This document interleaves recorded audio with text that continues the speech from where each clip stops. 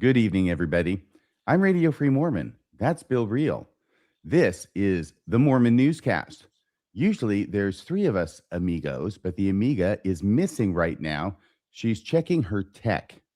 That's what we're going to say. And hopefully she'll be rejoining us. She was here earlier, and then there were some glitches and stuff. And it's one of the reasons that we try and gather before the show starts in order to iron those out. But this has been something that's sort of been going on for a few shows now, hasn't it, Bill?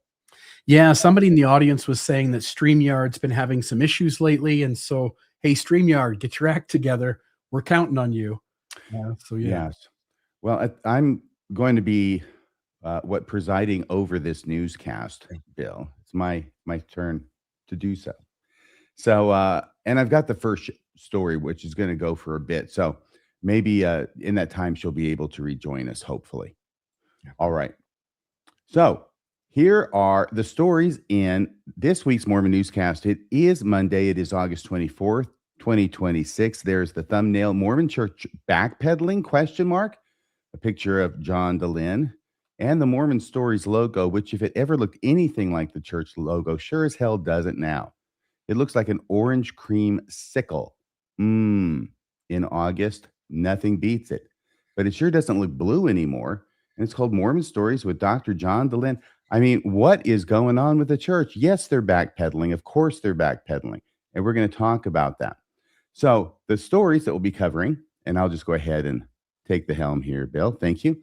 LDS Church backpedaling. I guess I gave away the answer on that.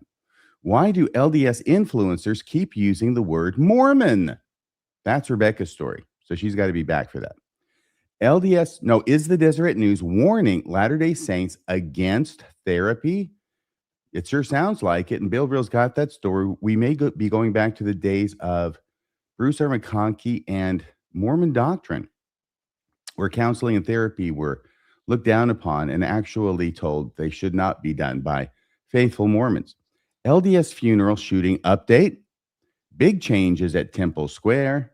Patrick Kieran. That's the apostle fellow, isn't it? The one with the accent? That's him. He's the nicest, maybe, the most compassionate out of the group.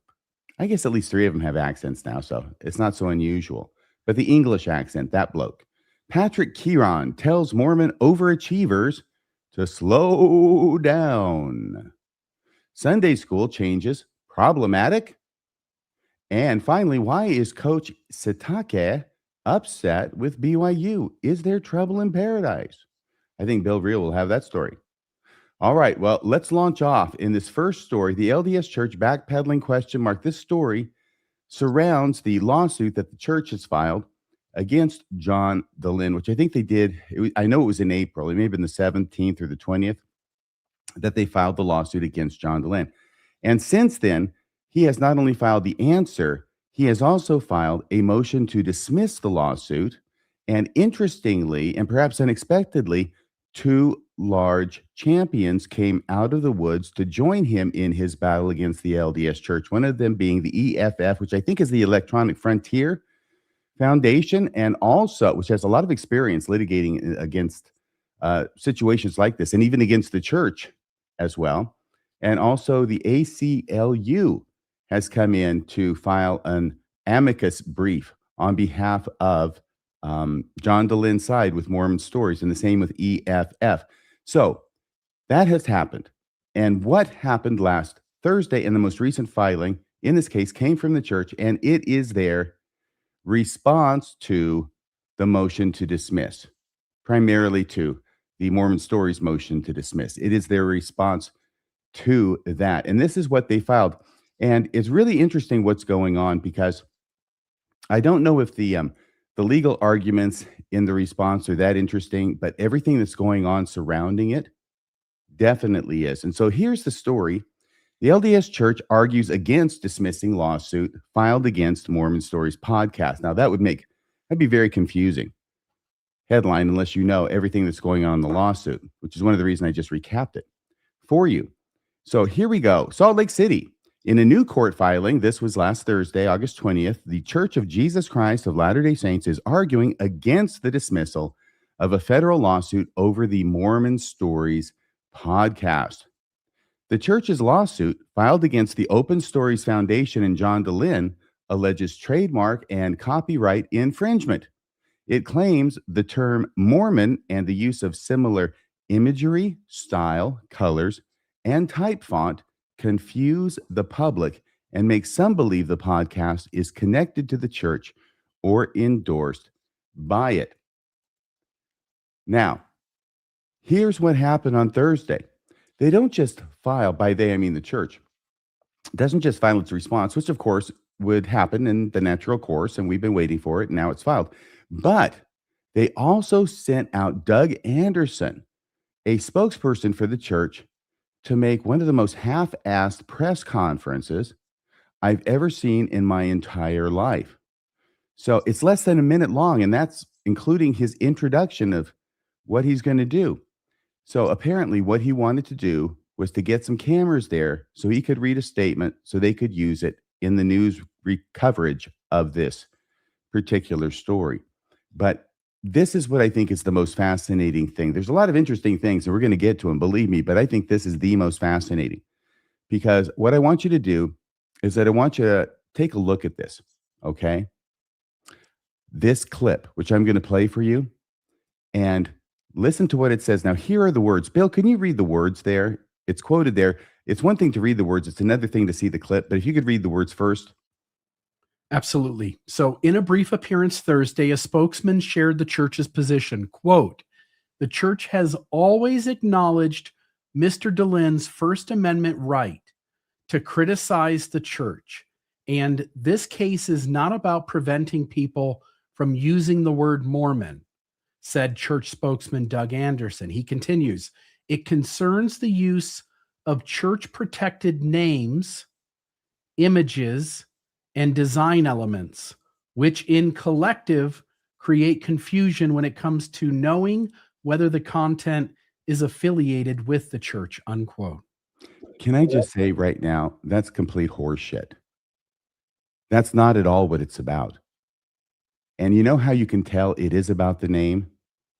Because you'll see the image there of the name that the church in mediation was trying to get John to adopt. This was the church's proposed name for his show.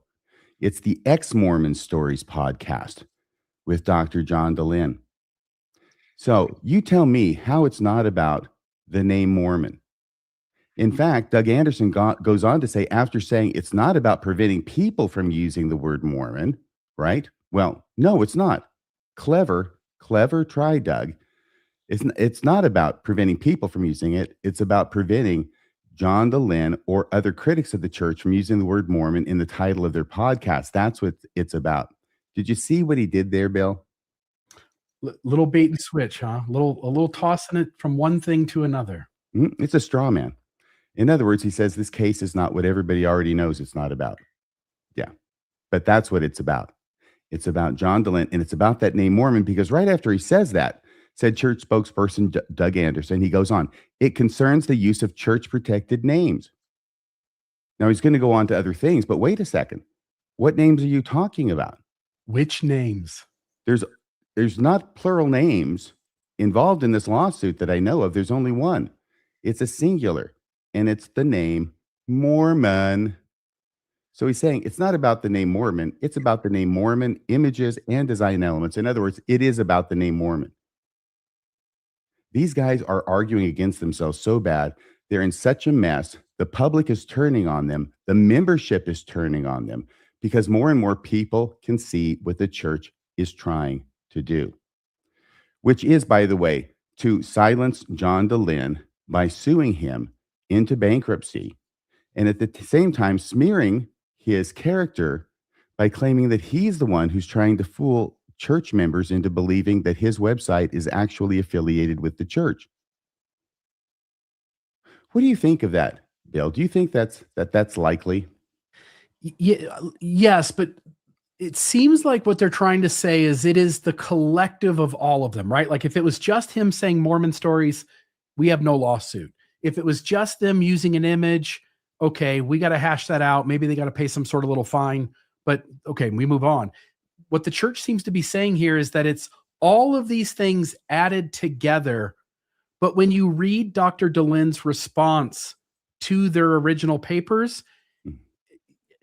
I don't know anyone that sees the strength of the church's argument on practically every single one of those. No, absolutely. Absolutely. The church is going to get its butt kicked in court. And in the meantime, it's getting its butt kicked in the court of public opinion.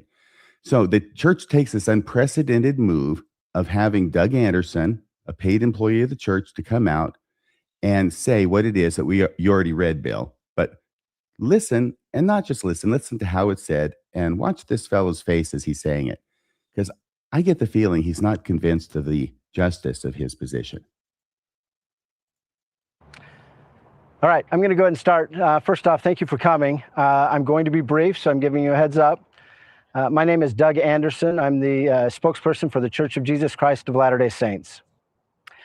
The church has always acknowledged Mr. Dehlin's First Amendment right to criticize the church. And this case is not about preventing people from using the word Mormon.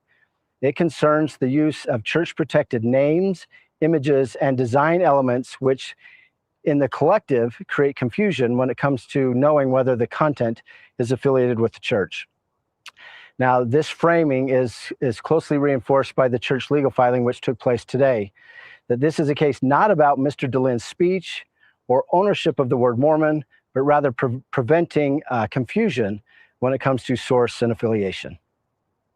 Even he knows it's bullshit. Can you tell that by looking at him, Bill? He definitely doesn't seem overly confident. I think that's nicely put. Okay, well, let's go ahead and continue with this. I'll remove this from the screen. We'll go on now. There were a number of comments when this was put up, this very clip, and only this clip, which is less than a minute long, by the way. Can you imagine a church with $300 billion in the bank has a PR person go out, they call the cameras in, apparently, I'm guessing, or did the church just film it themselves and then send it? I don't know. No, they had other cameras there because Doug Anderson had to tell them in advance that he was going to be unusually brief in his remarks. So it wasn't completely filmed on the inside. All right. But these are comments from people who watched this. Jared Vaughn says, "Hey, Rebecca, how are you doing?" I'm back. I need to hire a teenager, obviously, some kind of tech intern. But again, I was comforted by the fact that you were first. So please proceed. Yes. Well, maybe your pool boy can handle it. Do you think so? I wish I had a pool boy. I need a lot of help around here. Good cover. Good cover. Well, I'm glad you're back. So Jared Vaughn I'm has back. to say, we're talking about the Doug Anderson clip of less than a minute. And the comments, some of the comments that were made at the Salt Lake Tribune website.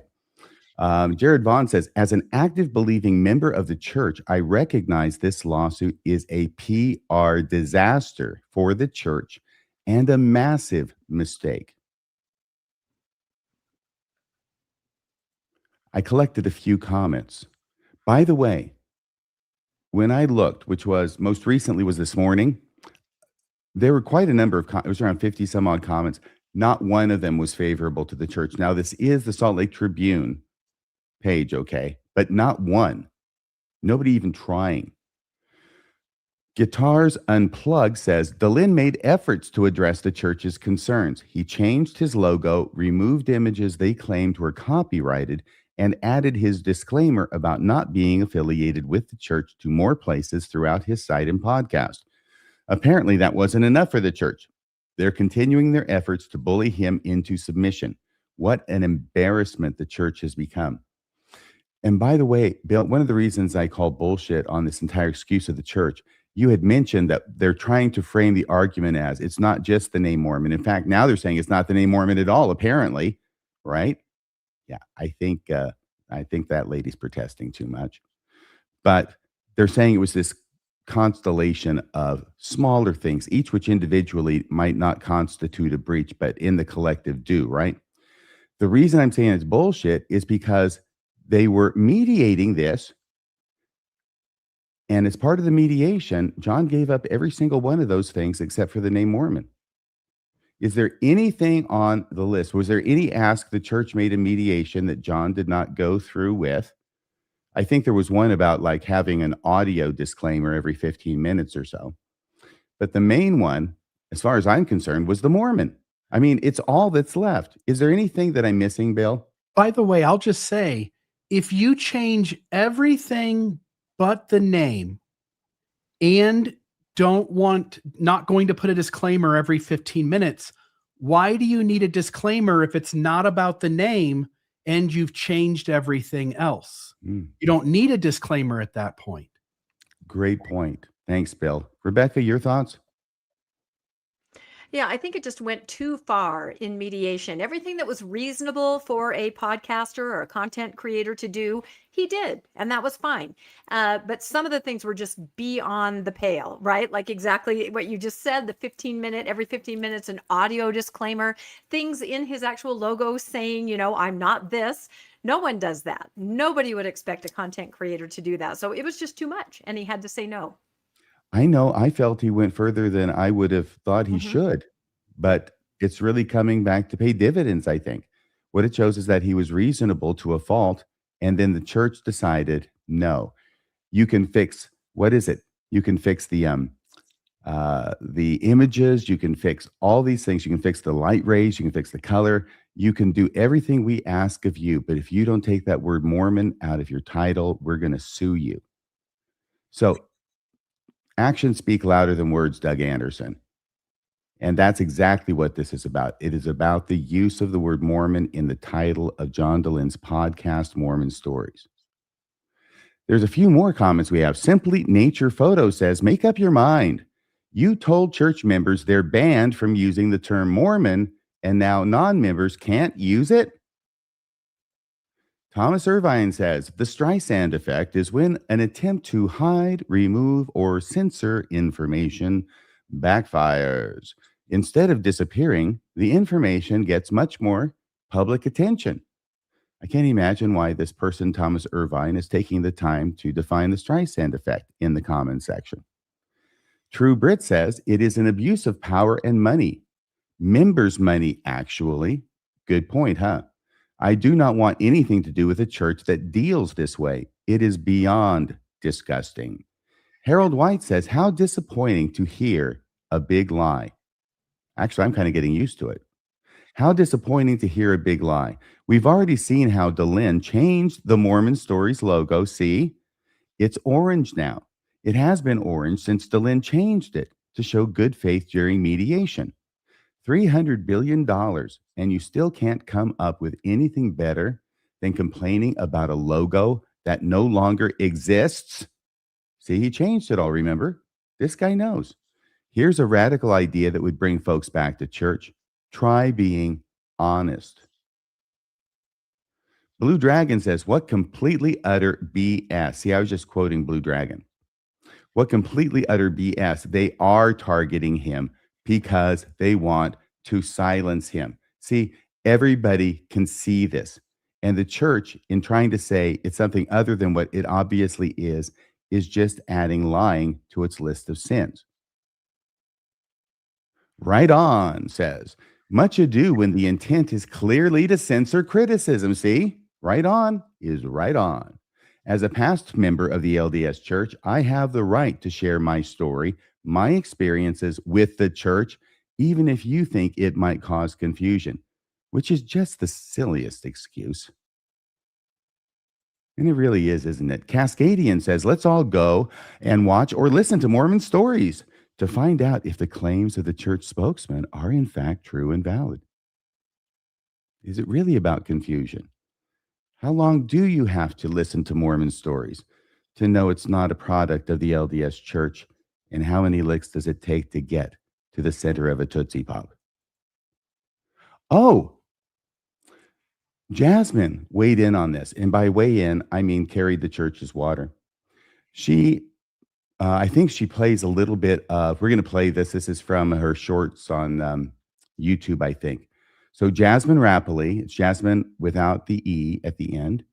And she is a tool for the church, and she'll prove it here. But she even has the orange thing. Isn't it funny? She's got the orange Mormon Stories and the orange church up there.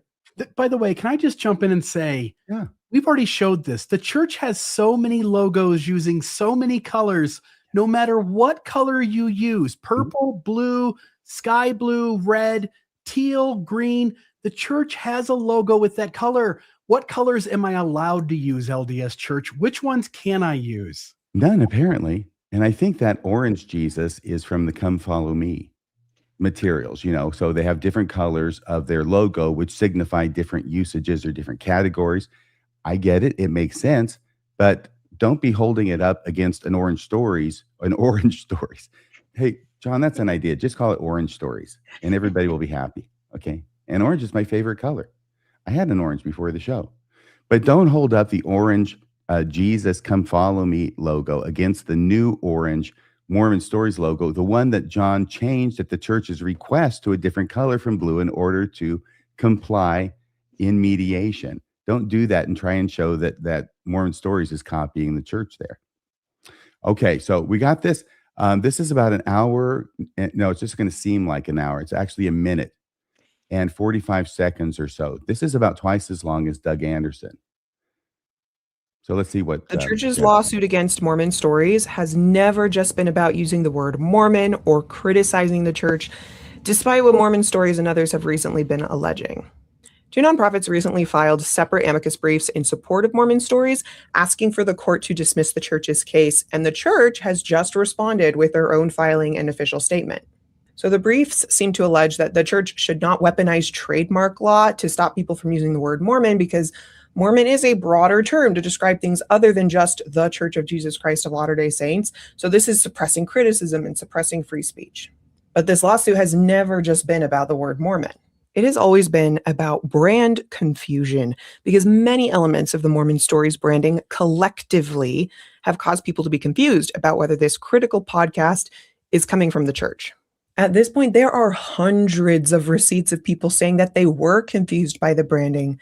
And John Dehlin himself even seems to admit on his own show that it was partly his intention to confuse people. So stating it is not immediately apparent how someone could be confused comes across as disingenuous. But to me, this seems intentional, because by focusing on just the word Mormon, they can present as this victim of free speech infringement, even though the case is arguing something entirely different. The church in their recent statement made clear that they have always acknowledged Mr. Dehlin's right to the First Amendment. Mr. Dehlin can criticize the church as he chooses, and he can use Mormon in connection with his podcast. So to claim this is just about the word Mormon or claim it's about suppressing criticism is simply just not accurately representing this case. For a full breakdown of the recent filings, I found this article from Desert News helpful. Yes, for a full breakdown, please look at the church's newspaper. Nothing says I'm a tool like that, Jasmine. By the way, I wasn't sure if her words were matching her mouth, if there was a lag, but I don't know if you guys saw it. The problem is I can never tell with Jasmine anyway. Was there a lag for you guys? I didn't notice it, but okay. Well, let us know if you saw it out there, at least in the live chat. Okay. Maybe it was me. Maybe my eyes were lagging my ears. So what we have was that. Any comments from you, Rebecca, about what Jasmine had to say? Yeah, a lot of people sent this to me. A lot of people were incensed. But again, as you say, she's towing the party line, kind of clarifying what Doug Anderson said very briefly. And I rarely comment on her shorts, but I did have to say something here. And I said, your prophet has told you to stay away from the word Mormon. That's all you need to know. As soon as you see that word Mormon and you've been staying away for 8 years, you should not go anywhere near it. So if you're a faithful Mormon and you're following the prophet, you do not go near Mormon Stories. And that's it. There's no confusion. None at all. In fact, John did all the members a favor by 20 years ago calling it Mormon Stories. They know right up front on every bit of his logo and branding that this is not for faithful LDS who follow the prophet. So for all of those people that were confused, you were not following your prophet. You went somewhere where you saw the word Mormon. So it's on you. But yeah, it's extremely frustrating. And the gaslighting is incredible that I think even active members are noticing that. And those were some of the comments you were reading, and more than that. They're noticing it and just saying, okay, that's enough. I think the first clue for anybody who happens to stumble in there thinking it is a church production is that, it's mildly interesting. So it's obviously not the church. That should be the first clue. Yeah. Hey, this is keeping my attention. This must not be from the church. What were your thoughts, Bill, about Jasmine? yeah, I was just going to say, she put a bunch of comments up on the screen, and she explained that there appears to be hundreds of people who have expressed confusion at confusing Mormon stories for the Mormon Church. If we go back in time prior to this whole debacle, we can show that there are moments where Mormons come on to your work, my work, John Dehlin's work, Mormonish, and they clearly know. They've articulated, hey, everyone, don't trust Mormon Sunday school because it's clearly not representative of the church because it uses the word Mormon. We can show lots of those kinds of comments. My understanding is almost all or all of the comments she put up on the screen came after the church made mention of this problem. And any time the LDS Church asks its members to do something such as state that steeple theology has always been around, Mormons will step forward and they will gaslight the entire world by pretending the problem always existed behind them. And I'm telling you, this seems like another clear example of that, because Jasmine, if you're going to put comments up on the screen, you should only be allowed to use ones that were, and there should be plenty of them. If this was a real problem, there should be plenty of them before the lawsuit was filed. Just like we can show lots of comments from people. Again, Mormon Sunday School is a great example. There's several of them just on that one alone, where people say, I know for sure this guy's not Mormon because he uses the word Mormon. We can show the opposite is true prior to the lawsuit. What happens once the lawsuit's filed, Mormons are always going to do what Mormons do, and that's make the church look good and do what the church asks. You've got to do better than that. Yeah, I was going to bring up the steeple doctrine. You're absolutely right, Bill, that it's one of those cases where they want to retrofit this. And as I understand, and I think that's why faithful members are even going, okay, that's too far, like they did with the steeple doctrine. And as I understand it, even these examples of confusion, late dated, right? The examples read like this. I logged on and I thought for a minute it was from the church. Then I knew right away it wasn't. All of their own examples, even in the filing, are people that were there for a second and then instantly recognized. And you're absolutely right about all of our content.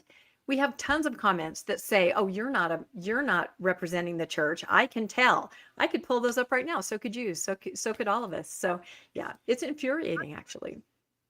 I wonder where they got those hundreds of people. It's possible they got them from the Jacob Hansen School for the Mentally Challenged. I suppose. They're still open for business. So here is the actual filing from the church, which I read through. And I just want to make a few notes as we go along. This will not take too long. Like I said, I think the most interesting part of it is the part that is not about the lawsuit or about the law. So here's the introduction, okay? This covers what they're going to say, basically. This case is not about silencing criticism. No, it's just about taking a podcast away from a vocal critic. You see? That's what it's about. This case is not about silencing criticism. The church's claims do not target the content of defendant's speech at all. No, they're not targeting his content. They're just targeting him and his podcast. Nor is it about ownership or control of the word Mormon. Yeah, they'll contradict that idea even within the pages of this response. Once again, this is the church's response to the motion to dismiss. Church's response was filed last Thursday, August 20th. The church made this clear in its complaint. Rather, this case is about eliminating the confusion. The church made this clear in its complaint. I'm not sure who they're talking to unless it's the public, who seems to have the wrong idea about what this lawsuit is really about, that it looks like it's really about bullying a critic into submission. Rather, this case is about eliminating the confusion caused by defendants mimicking the church's trademarks and using its copyrighted images without permission. No, that's not what this case is about. And saying it doesn't make it so. I mean, it's so patently obvious by this point that that's not what this case is about. I trust that a federal judge can see that as easily as I can.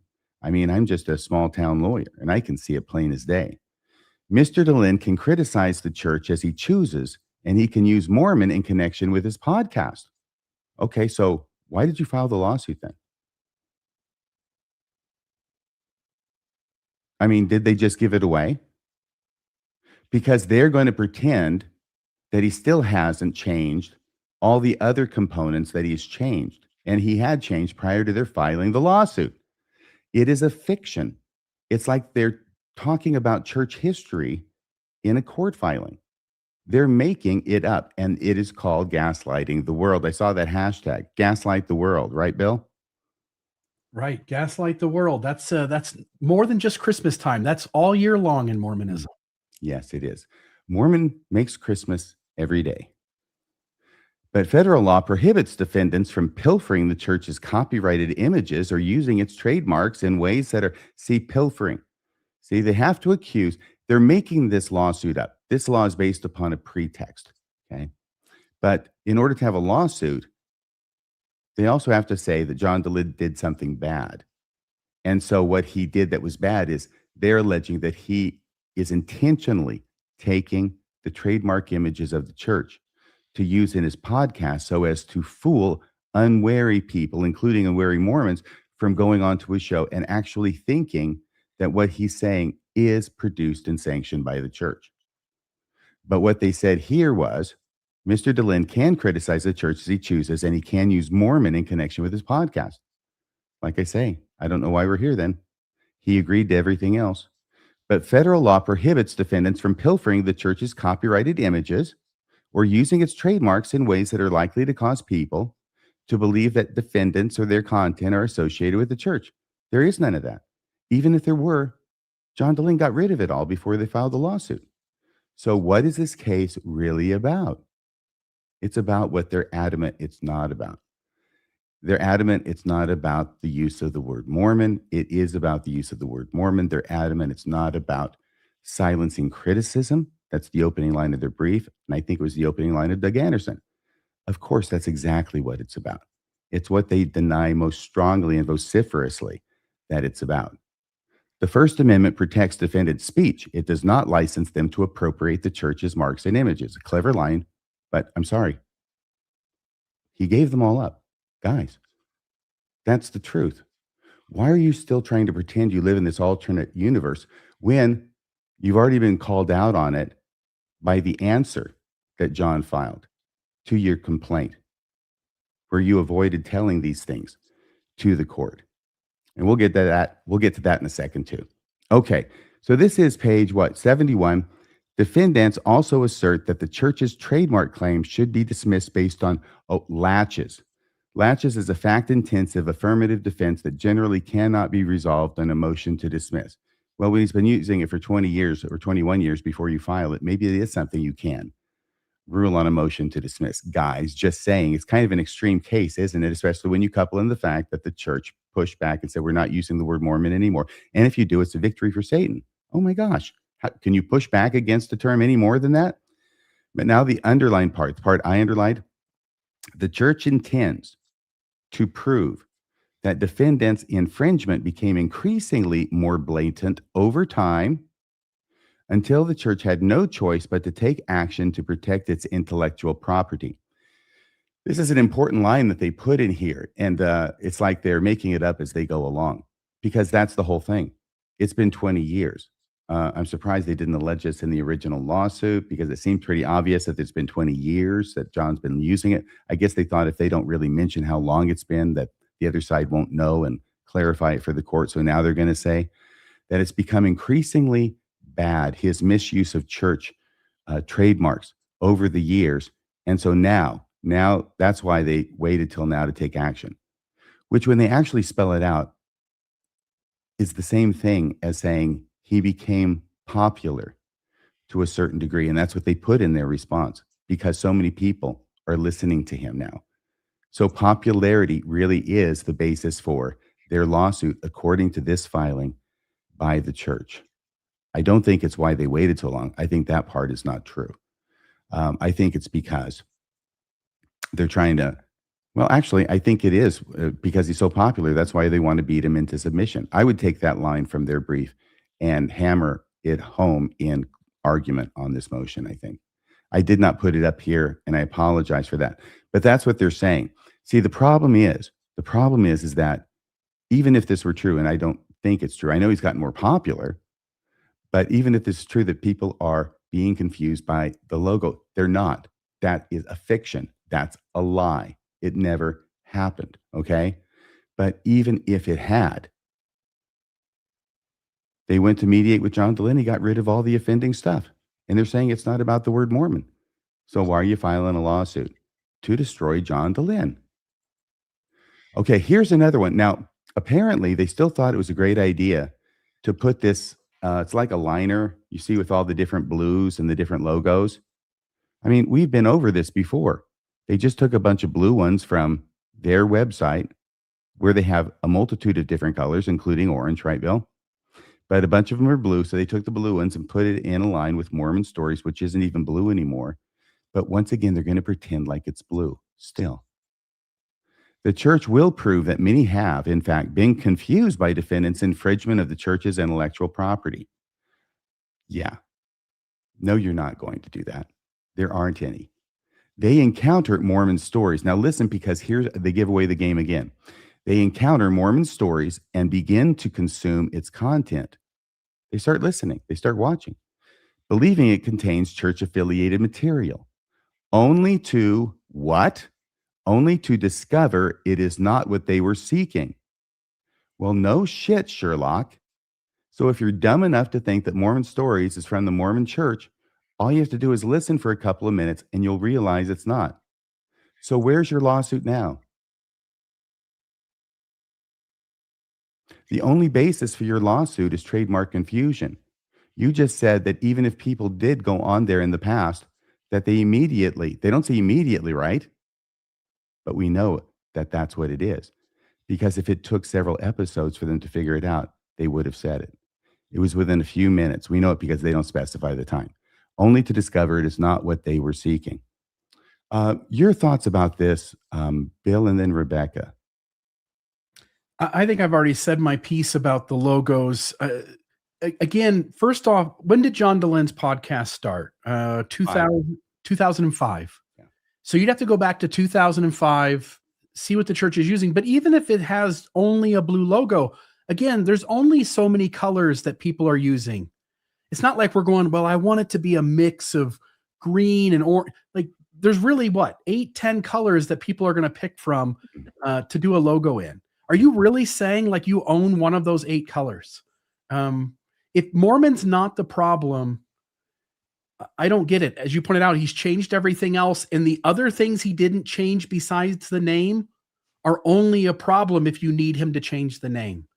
If the only thing that it can possibly be about, they're saying it's not about, which is what the church is now saying, then there can be no reason for this lawsuit except to bully John Dehlin into silence. Rebecca? Oh, I think you're absolutely right. And if you look at the logo second from the right, Disney should sue the church. That's the Disney logo. They have a castle just like that on blue, looks just like that. So this logo argument is absolutely ridiculous, but I feel right there they just damned their case. They go on the site, they start watching, only to discover it is not what they were seeking, right? These are not the droids you're looking for. There it is. There is no confusion.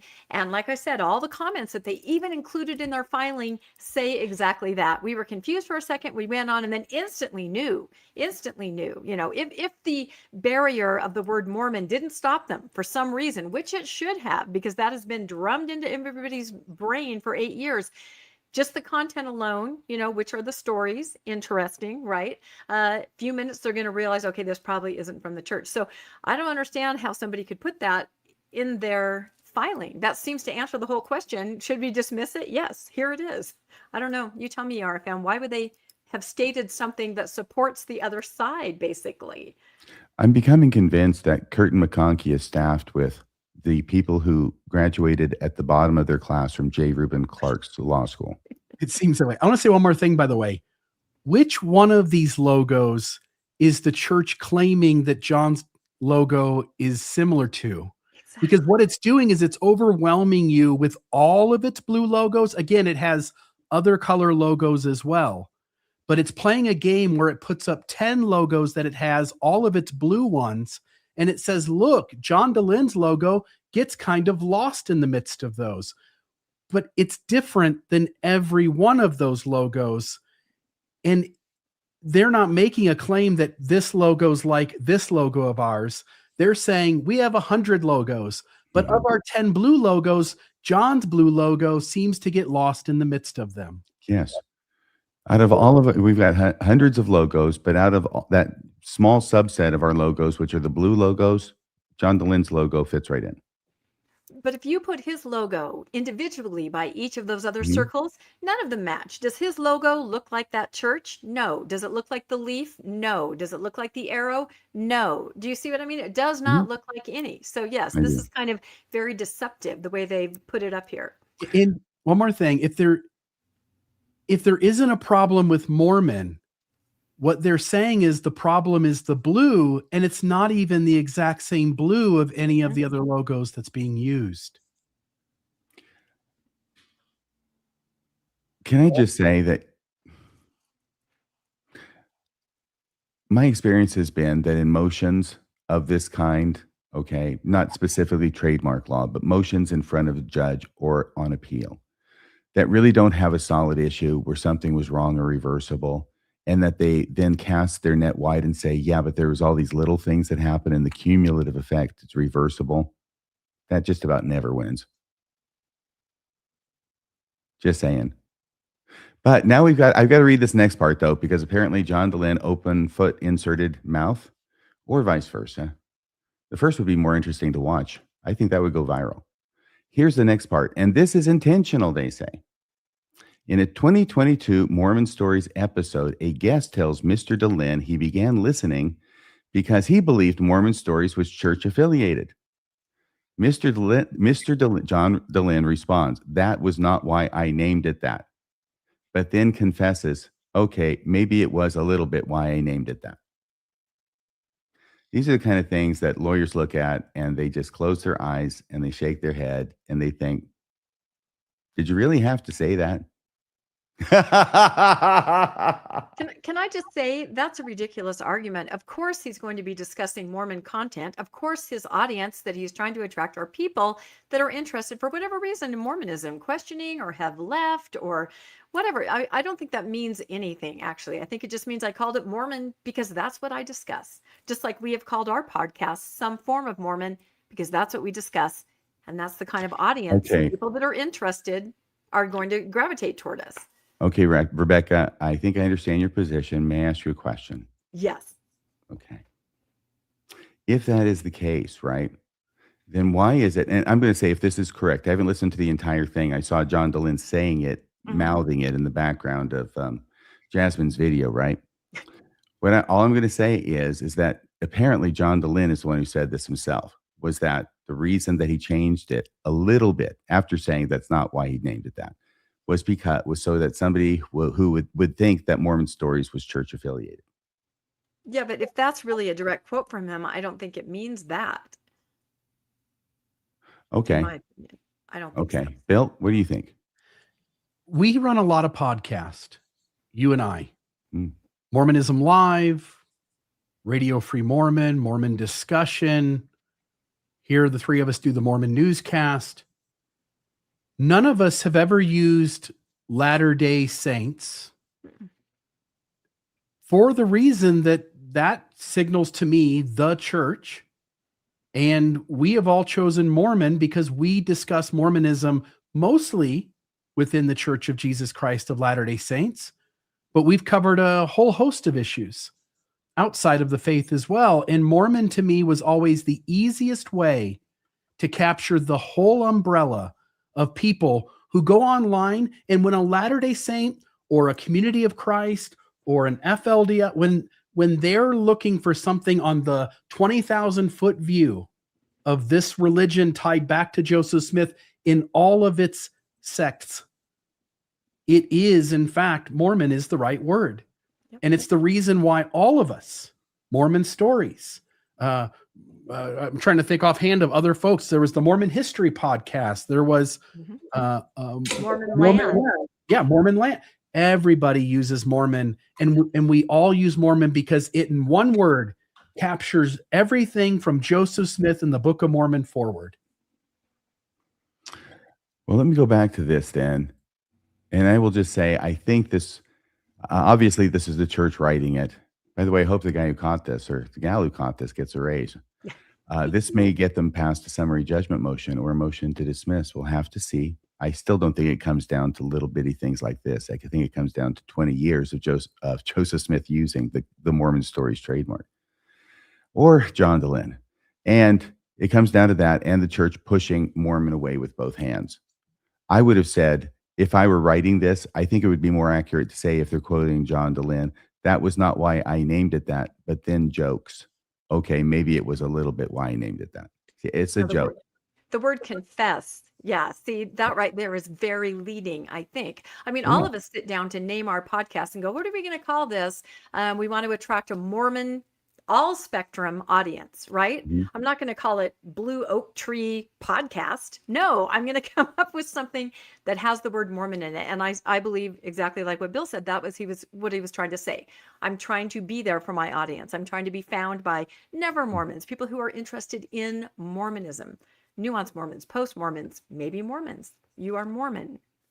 Very good. Okay, Blue Oak Tree is yours. Orange Stories is mine. Yeah, that's what Do you I'm have one that saying. you want, Bill?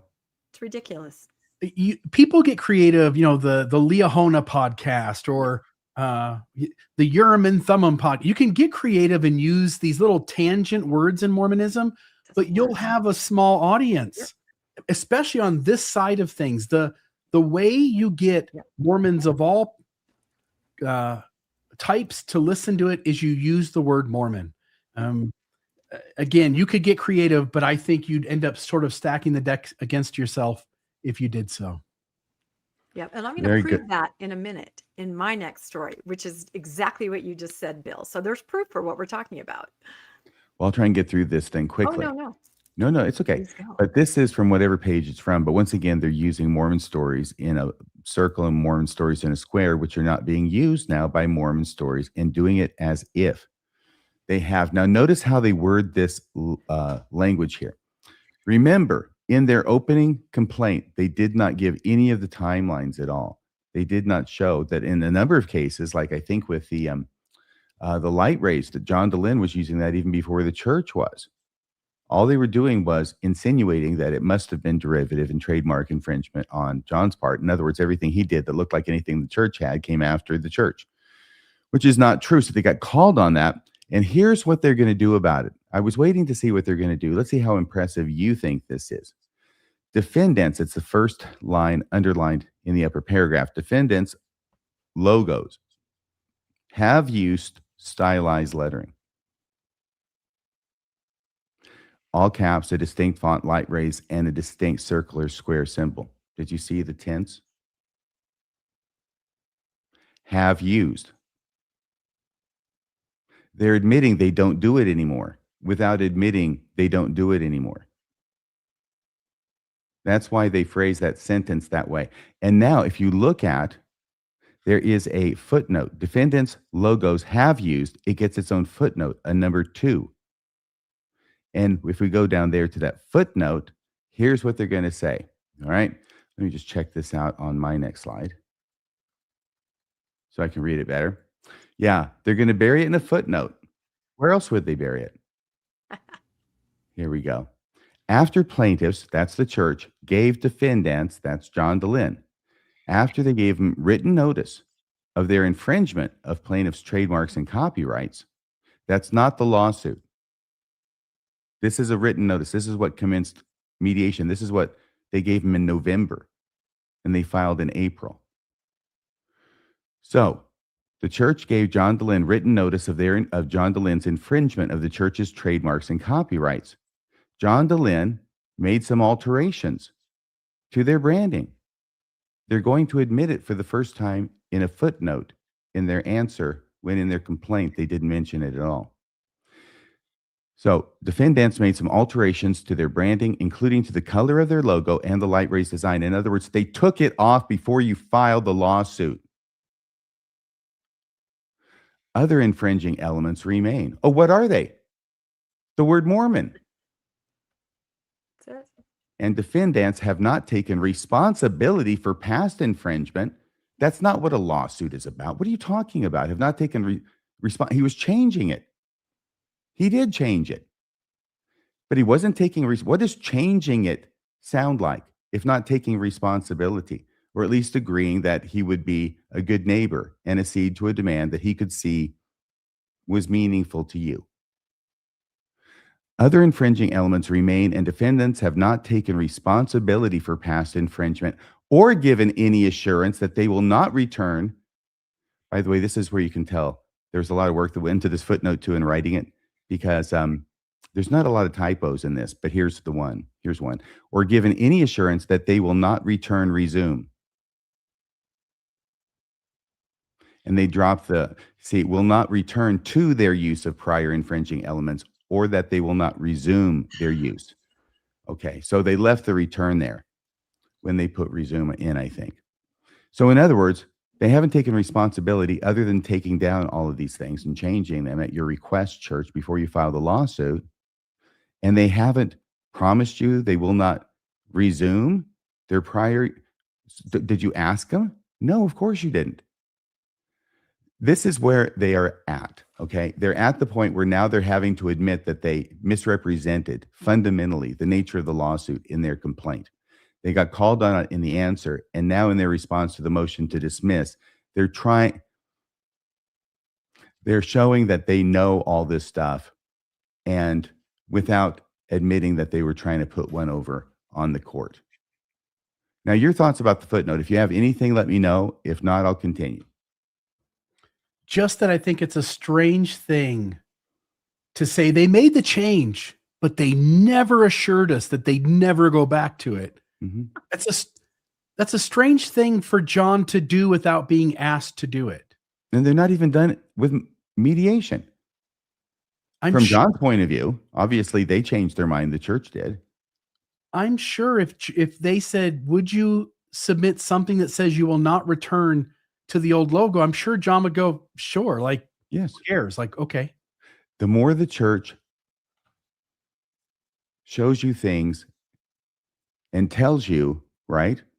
Tells you that it's not about this or it's not about that. The church is showing you all these things in order to try and keep you from understanding that it is all about the name and all about silencing John.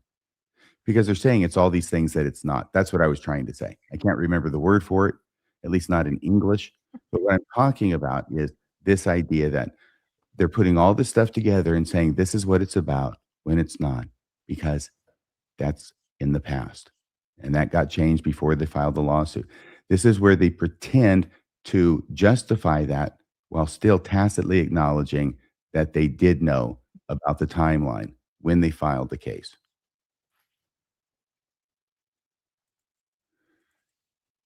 Under Section 4, it says plaintiffs have provided sufficient notice for the copyright infringement claims.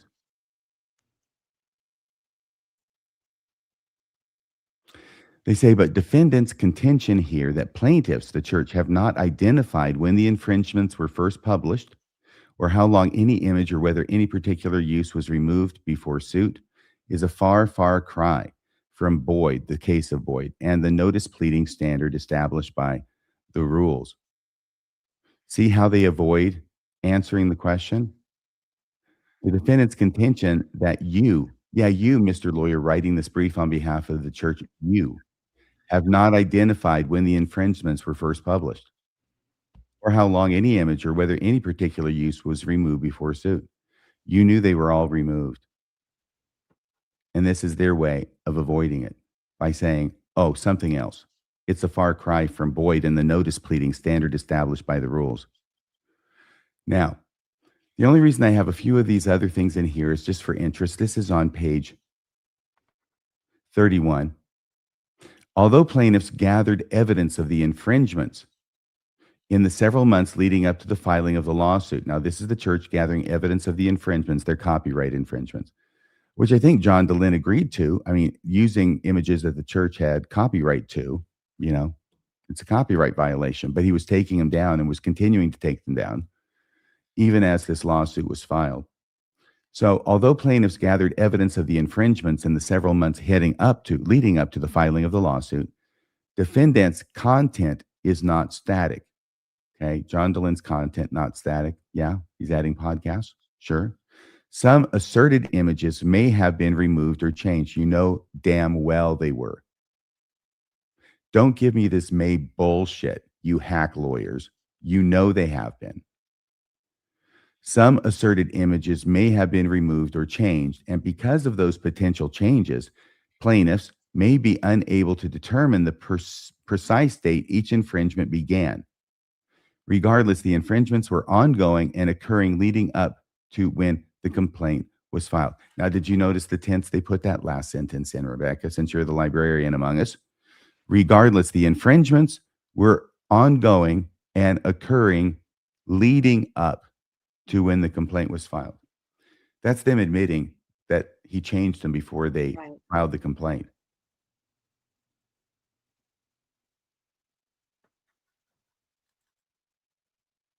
Mormon is pretty much all that is left of the lawsuit. This is a thought slide for me. And yet the church is saying it isn't about Mormon. Well, if it isn't about Mormon, why did the church file a lawsuit?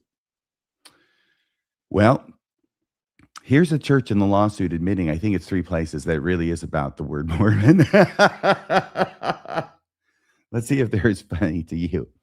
This is from page 16. Most importantly, plaintiffs plausibly allege, that's the church, they're saying that we have plausibly alleged that defendants use Mormon Stories as a source identifying trademark. Most importantly, it's not about Mormon, but the most important reason we're suing John is he uses the word Mormon. Can I say that that may be what it appears to mean, but I think what it means that is for purposes of the argument they're making and addressing that they're talking about, that's what is most important about it. So this is a case, I think, of them answering a different question and inadvertently saying what the truth is. Most importantly, plaintiffs plausibly allege that defendants use Mormon Stories as a source identifying trademark. Okay, so is it the stories that you're complaining about? No, it's Mormon. Say it with me. Mormon. Doug Anderson. Mormon. That's what it's about. Is it referring there to his content? Because the content literally is Mormon stories. Stories told Mormons who have left, Mormons who have stayed, Mormons who have belonged to other branches of the church. It is full of Mormon stories. I don't understand how that statement makes any sense. I don't think it does. Here's another footnote. Oh, this is about the ACLU and the EFF's amicus briefs, where basically they're saying, hey, judge, don't listen to any new arguments that they came up with because you're not supposed to. Now, this is really funny, by the way. Let me read it first. The ACLU's amicus brief argues that the word Mormon is not a source identifier and that uses of the term are not source identifying without more. Plaintiffs are not arguing that defendants' use of the word Mormon standing alone is a source identifier. The relevant question under Jack Daniels is whether defendants use their Mormon Stories marks as source identifiers. Defendants plainly use the word Mormon Stories marks as source identifiers. So once again, even though they're talking about a legal doctrine and source identifiers and all this stuff, which makes it difficult to understand the context, is very clear that they're saying, that John Dehlin and Mormon Stories use Mormon Stories as a source identifier, and they got a problem with that. And this may be the last one, I hope so. Given defendants' clear use of Mormon Stories as a trademark, it sounds to me like it's about the word Mormon. And I think they're admitting it over and over again in their brief while denying it in the introduction and to the public through their spokesperson.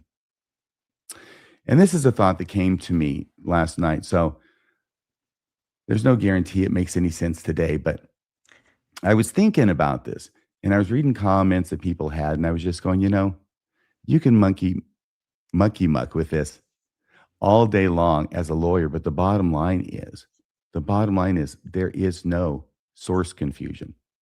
There is no confusion on the part of any cohort that Mormon Stories is affiliated with the Mormon Church. And most people figure that out before listening to any. But when they do listen, they figure it out within a couple of minutes, and go on their merry way. Apparently, at least if they don't want to be listening to what Mormon Stories is, because they know this isn't from the church. So I don't see a lawsuit here. I see a dismissal looming in the future. But this was the thought. All the facts that make this lawsuit so bad for the church show something else.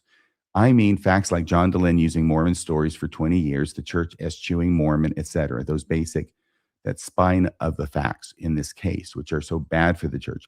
These are horrible facts for the church, I say. But they show not only that they will lose. This is the way I've been approaching this case, is these facts are really good for John Dehlin and Mormon Stories, and they're really bad for the church. But I think they show more than just who has the better case. They show there was never any brand confusion to begin with.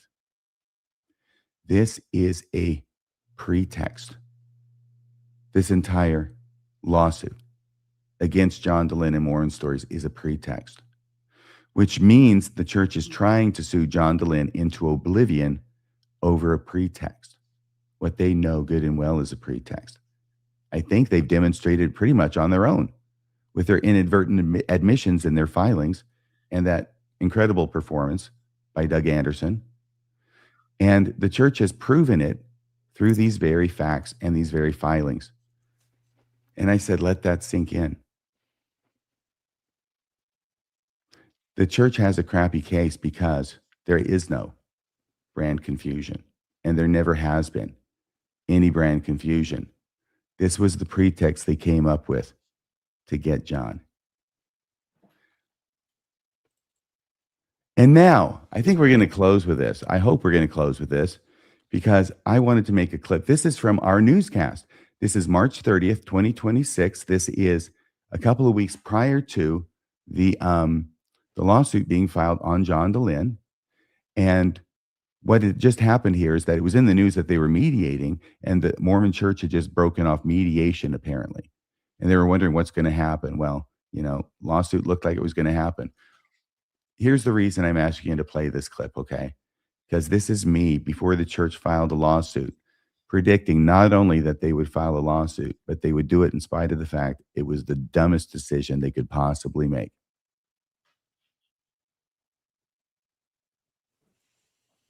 RFM? I think for all the stated reasons that the facts could not line up better for John Dehlin and Mormon Stories, for them to be able to continue to use the word Mormon and for the church not to disallow that under copyright or trademark law, because the church has slept on its rights and has publicly eschewed them and everything that you've already said.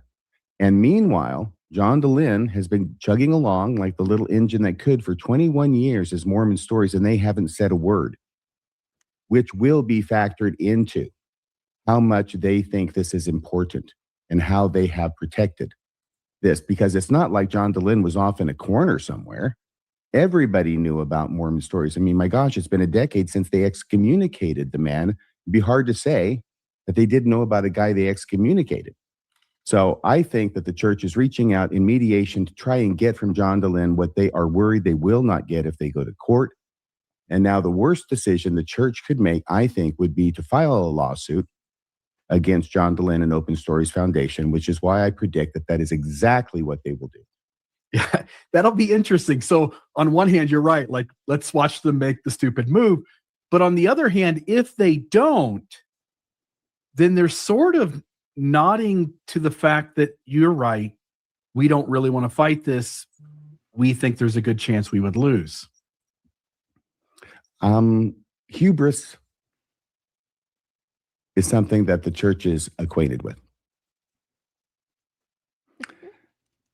Yes, some prophets actually can see around corners, I guess. But that's the story. It only took an hour to get through. But we've got Rebecca, and that's the important thing before we get to the next one. So I think we already talked about it. Are you both ready to continue? If you have anything else you want to say. You are a prophet, RFM. You are a prophet. And I think it now just looks like a big corporation suing a little guy who's trying to do what he does. And I think that's why even faithful members are looking at it and going, This is a bad look eventually. And I do have to think that maybe some upper leadership are just surrounded by yes men. Was there nobody that said this is not a good idea? Is there nobody that Not a pushes one. back or No. gives any kind of real advice? Are they all just yes men? That's Yes. the only explanation I can come up with, but it's such a bad look. Even faithful members are noticing. I expect if you want to keep your job, you're a yes man or a yes woman. Yeah. All right. So this next story is going to be something really interesting. I'm out of segues, Bill. But is this from you? This is me. This kind of relates. And in fact, right here, my first little meme is guess I didn't see around the SEO corner so well, did I? Of course, that's President Nelson in 2018 coming up with, do not use nicknames. Let's ditch the word Mormon completely. And this supports exactly what Bill was saying. Even the LDS Church knows that nobody can find content from the Church of Jesus Christ of Latter-day Saints without a little help from the word Mormon. And this is a faithful influencer who pretty much says it out loud. This was picked up by our good friend, Generally Unquotable. She found this, and I just thought it was extremely telling. So this is a popular LDS influencer. She's a bishop's wife, and she does all kinds of fun podcasting and talking about different church topics. And in this one, her topic was, she just mentioned the most successful Mormons I know have this one quality, right? Do you see that she said the word Mormon? Very surprising for a bishop's wife and faithful influencer. So somebody in her comments called her out and said, why would you call us Mormons when we are supposed to call ourselves the Church of Jesus Christ of Latter-day Saints as a bishop's wife? You should know that, right? So one of her viewers is astounded that she is openly using the word Mormon in her content. So she writes back, and again, she has great content. It's really well done, but she writes back, I do know that. And as a content creator who has talked with the communications department of the church, okay, so she's in contact with the communications department because she's a very popular LDS podcaster who a lot of people watch. Since I've talked with the communications department of the church, there is a strategy to this. There's a strategy to using the word Mormon. I think more recently, the strategy is we got to reclaim this word because we're suing John Dehlin over the word, right? But she goes on to explain it's a key word, right? Most of the world still calls us that, Mormons. So if they can find uplifting content under that keyword, Mormon, content that actually shares truth, that's a win. In my caption, I also use Latter-day Saint, and you'll notice that I will continue to use the correct name of the church, hopefully using all of this, Mormon and Latter-day Saint, will help the world understand a little better. So that's why I made that initial meme right there. President Nelson, I don't know why when you're in your hundreds, you don't know about SEO. But obviously all the content creators, we've talked about this before, still use hashtag Mormon, hashtag Mormon Church. They still use that because nobody is going to be able to find their content. President Nelson may have thought, okay, the members will be able to always Google the Church of Jesus Christ of Latter-day Saints, but the rest of the world, it's still Mormons that they're going to type in to try to get information. So they're still holding on to that word. Individual content creators are still using it. And as she pointed out, she talked over this strategy with the church communications department. So I just thought that was really interesting. What do you Well, I guys think it's interesting and impressive that she's met with the church communications department. On the other hand, I have met with the church SCMC department. Bill, what are your thoughts? She says she talked to the communications department, but I'm curious who initiated that conversation. My hunch is that as an influencer, the church has reached out to a lot of influencers and informed them of a strategy that you need to start using both terms to conflate the two. And she seems to indicate as much by her second comment. Number two, there are two strategies. If you're the Mormon church in the 2000s, 2010s, you realize that you've been really dishonest about your history. You've played a lot of games that you shouldn't have. You've not done things in a way that were really ethical. And you've got people left and right discovering troubling information and walking away from your church. So you get two strategies. One strategy is that you stop your members from finding the bad stuff. That seems to be the strategy they tried first. And that means you tell the members Mormon's a bad word. No one uses it. Leave it alone. It's a victory for Satan. And no Mormon wants to be doing victory laps for Satan. So it's out of the vocabulary. But that doesn't exactly work. And in the short time that was going on, just a handful of years, the church would have gotten enough feedback to know it's not working. It's not working. All we're doing is hurting the chances of potential investigators from finding us. And the members are still at even an increased rate finding the troubling information. So what's strategy number 2? You stop the bad guys from using the word Mormon. Except in this case, LDS Church, you might want to look in the mirror. And once again, I say this, you might want to ask, are we the baddies? Because you might be. So it's not going to work. And let me just see if I had any other notes here.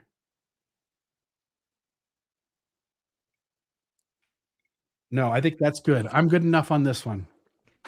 I know, but the church is the church, and we all know what the church is. But can I just give this as another example of 2 different messages the church is giving or allowing to remain in real time? So they're putting the members against each other, and one who knows what the church teaches in general conference and has taught, saying you shouldn't use the word Mormon, and this gal Becky Squire, the podcaster, says, oh, no. I have had a super secret meeting with a high level guy in the church, and they told me I'm supposed to. Yep. So don't worry. Why does the church do this? Are they incapable of just having one consistent message, both outside and in? They want both, right? They want their believing members to never type in the word Mormon because of what will come up in the search results. And they want everyone else on the critical side to not use the word Mormon. And they want the public to find them whichever way they can. But when it comes to criticism, they don't want the word Mormon used.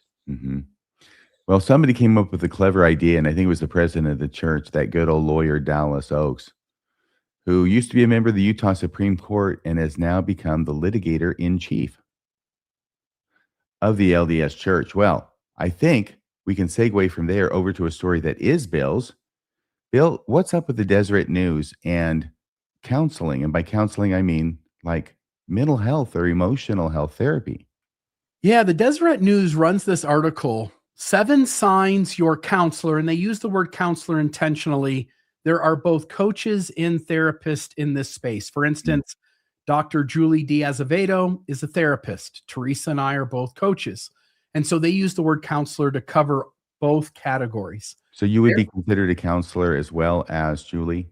Yeah, they're essentially saying here, these are 7 signs that your coach or therapist may be undermining your faith. And on August 18th, the Deseret News published a perspective piece by Jacob Hess and psychology professor Jeffrey Reber. Not Jacob Hess. He's a total hack. He's in the tank for the church and will lie like next Tuesday on their behalf. Is he doing this here? Yeah, we've covered him before, and he is doing this again.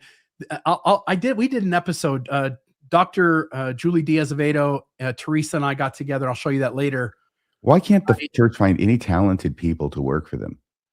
No, and it all ends up being a game. I ended up titling the episode "Playing Apologetics with Mental Health" because when you read this article in its totality, it becomes clear that this is an apologetic game and not an effort of health professionals trying to guide Latter-day Saints into healthy therapist.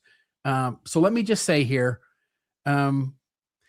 So the piece is by Jacob Hess and psychology professor Jeffrey Reber. Again, is titled 7 Signs Your Counselor May Be Undermining Your Faith. The central argument is reasonable on its face. They say therapists have values and biases like everyone else. So if a therapist tells you they have no biases or no values, don't believe that. But again, nobody does that. That's a straw man argument. Okay. So they say that. They say, and ethical therapy should respect a religious client's worldview rather than quietly steering that person away from their faith. That's also true. A therapist or a coach should not start off on the onset of wanting to lead someone into a religion or lead someone out of a religion. But again, I can't think of anybody who's doing that. I'm a somatic informed trauma coach, and I see clients who come to me in their faith crisis, and they have conversations with me about the harm the church is doing to them. And I help them add maybe more meaning to what's going on. Like, for instance, I might ask questions that get them to have introspection on what kind of mechanisms the church used. But I'm not the one saying, hey, you're having a faith crisis. I know you didn't come to me saying you're having a faith crisis, but I'm going to tell everyone they're having a faith crisis. That's not how it works. Nobody's doing that. But that's what they're arguing in this. So I'll point out some of these. The authors identify 7 potential warning signs that include, and this is the bad thing, these are signs that your therapist or coach might be undermining your faith. So therapists who claim to be neutral or value-free, doesn't happen. Therapists or coaches who encourage clients to prioritize an authentic self over religious duties. Now, that might happen, but that happens from the point of view of going like, someone comes to you and they go, I'm just burnt out. My church asked me to do so much, and all I do is feel depressed, and I'm struggling with this, I'm struggling with that. And I might ask them questions about why they feel so much pressure to do that. Where does that pressure come from? And so the person might end up going, I need more self-care. I need to prioritize myself over my religious duties. Treating religious authority as oppressive. Nobody does that. But what people do is they say gaslighting, manipulation, hiding history, shaming you, telling you that you have to accept any calling that's extended to you. What do you think about those kinds of requirements by a religion? Does that seem healthy to you? There might be those kinds of conversations happening. Pathologizing high demand religious commitments. In other words, treating all religious commitments as if it's a bad thing. Nobody does that. These are all straw men. Okay, so here's another one. Treating guilt and shame as inherently unhealthy. They're parsing two terms, they're conflating two terms that should be parsed out. Shame in almost all of its uses is unhealthy. Guilt is a sign that what we're doing doesn't match our portrayed values. There's a discrepancy. Guilt says, I'm doing something wrong. Shame says there's something wrong with me, and they want them both in the same bucket. Again, not an accurate depiction. I see pathologizing high demand religious. By the way, Bill, is this a quote from the article from Jacob Hess? Yeah, I'll show you here in the next slides. These are the signs that they say. Yes, this is their exact words at the heading of each of the 7 signs that your counselor might be undermining your faith. Okay, then I want to say about the language of, I just want to make sure it was their language before I criticized it in the way I'm going to do. Pathologizing high demand religious commitments. Shouldn't all high demand religious commitments be pathologized? Say more. All I'm saying is, they don't want you to be guilt-free because that takes away the church power over you, right? So they want you to keep guilt. They want you to keep shame too, because the church uses that as well. They're a high demand religion. And so don't say anything wrong about high demand religions. Don't pathologize them. And I'm just suggesting that all high demand fundamentalist religions probably should be pathologized. Yes and no. So yes, there are a lot of high demand religions. And the reason they're called that is because they ask a lot more of people, but it's not just that. Most high demand religions utilize things like shame, manipulation, obfuscating parts of history in order to get people to agree to commitments they wouldn't have agreed to otherwise, commitments that are requiring far and above and beyond what an average religion requires. So yes, in almost every instance I can think of the high demand religions I can name, The reason I put them in that category is because they put an unfair amount of requirements on people and trick people through certain kinds of psychological mechanisms to commit those parts of their lives to the religion. But from a therapist or coach perspective, you can't go into any situation going just because it's a high demand religion, it is therefore bad, nor do I know of any coach or therapist in this space that does that. So they want to do both of those things. Thank you for that, Bill, because your insight here is invaluable. But they also want to make sure that nobody is encouraging clients to prioritize their authentic self. So in other words, incredibly, they're writing an article saying that your counselor is undermining your faith and not doing their job if they do anything that would, I don't know, impact badly on the way the church behaves itself. Yeah. This article is written to look like they're trying to help believers be wary of bad coaches and therapists. But what they're really trying to do is inoculate believers that if they come across a therapist or coach who supports them in self-discovering that their religion is not healthy or responsible or true, that before they figure that all out, they'll get as far away from that therapist or coach as possible. And they approach it as if they're speaking generally about therapists or coaches. But as we get into this, you'll see that it's clearly about coaches or therapists who are aware of Mormonism and seem to be helpful and supportive in clients figuring out that the church is hurting them or weighing too heavily on them. It looks like the church has come as close as I can remember to be on record that it would rather its members be Mormon than true to themselves. They'd rather they be true to the church than true to themselves. I know that's has been the fundamental doctrine, generally unspoken doctrine throughout the church's history, but this makes it really clear.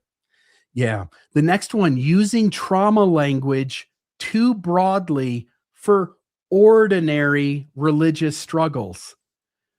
But think about all the things that people go to a therapist within Mormonism or go to a therapist within a really unhealthy religion and the kinds of things they're saying. And of course, the religion itself goes, those are just ordinary religious struggles, right? Yes. The last one here, encouraging people to cut off family relationships rather than attempting reconciliation. When the hell does that happen? It doesn't. Are we in Jody Hildebrandt territory? Because she was a Mormon, wasn't she? She did that.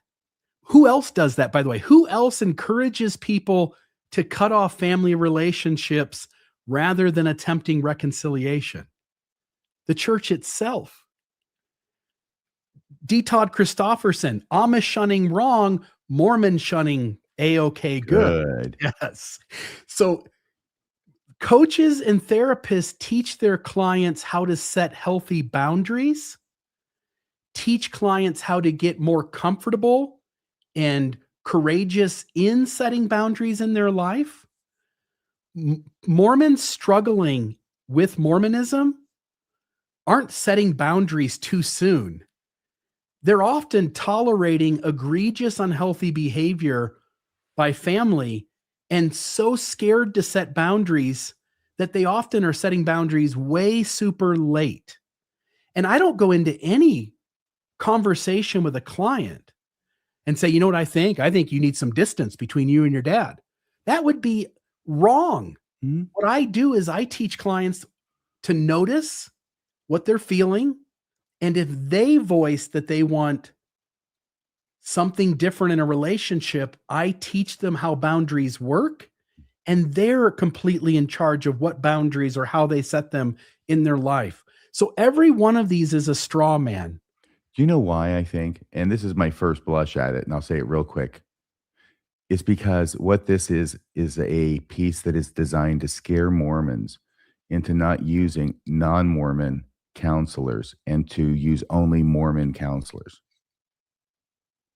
More than that? More than that. By the language they use, it is clear they're trying to keep believing Mormons from having coaches and therapists who are aware of Mormonism and aware of religious trauma and are going to be helpful to their clients in coming to their own conclusion that Mormonism isn't healthy or responsible with them.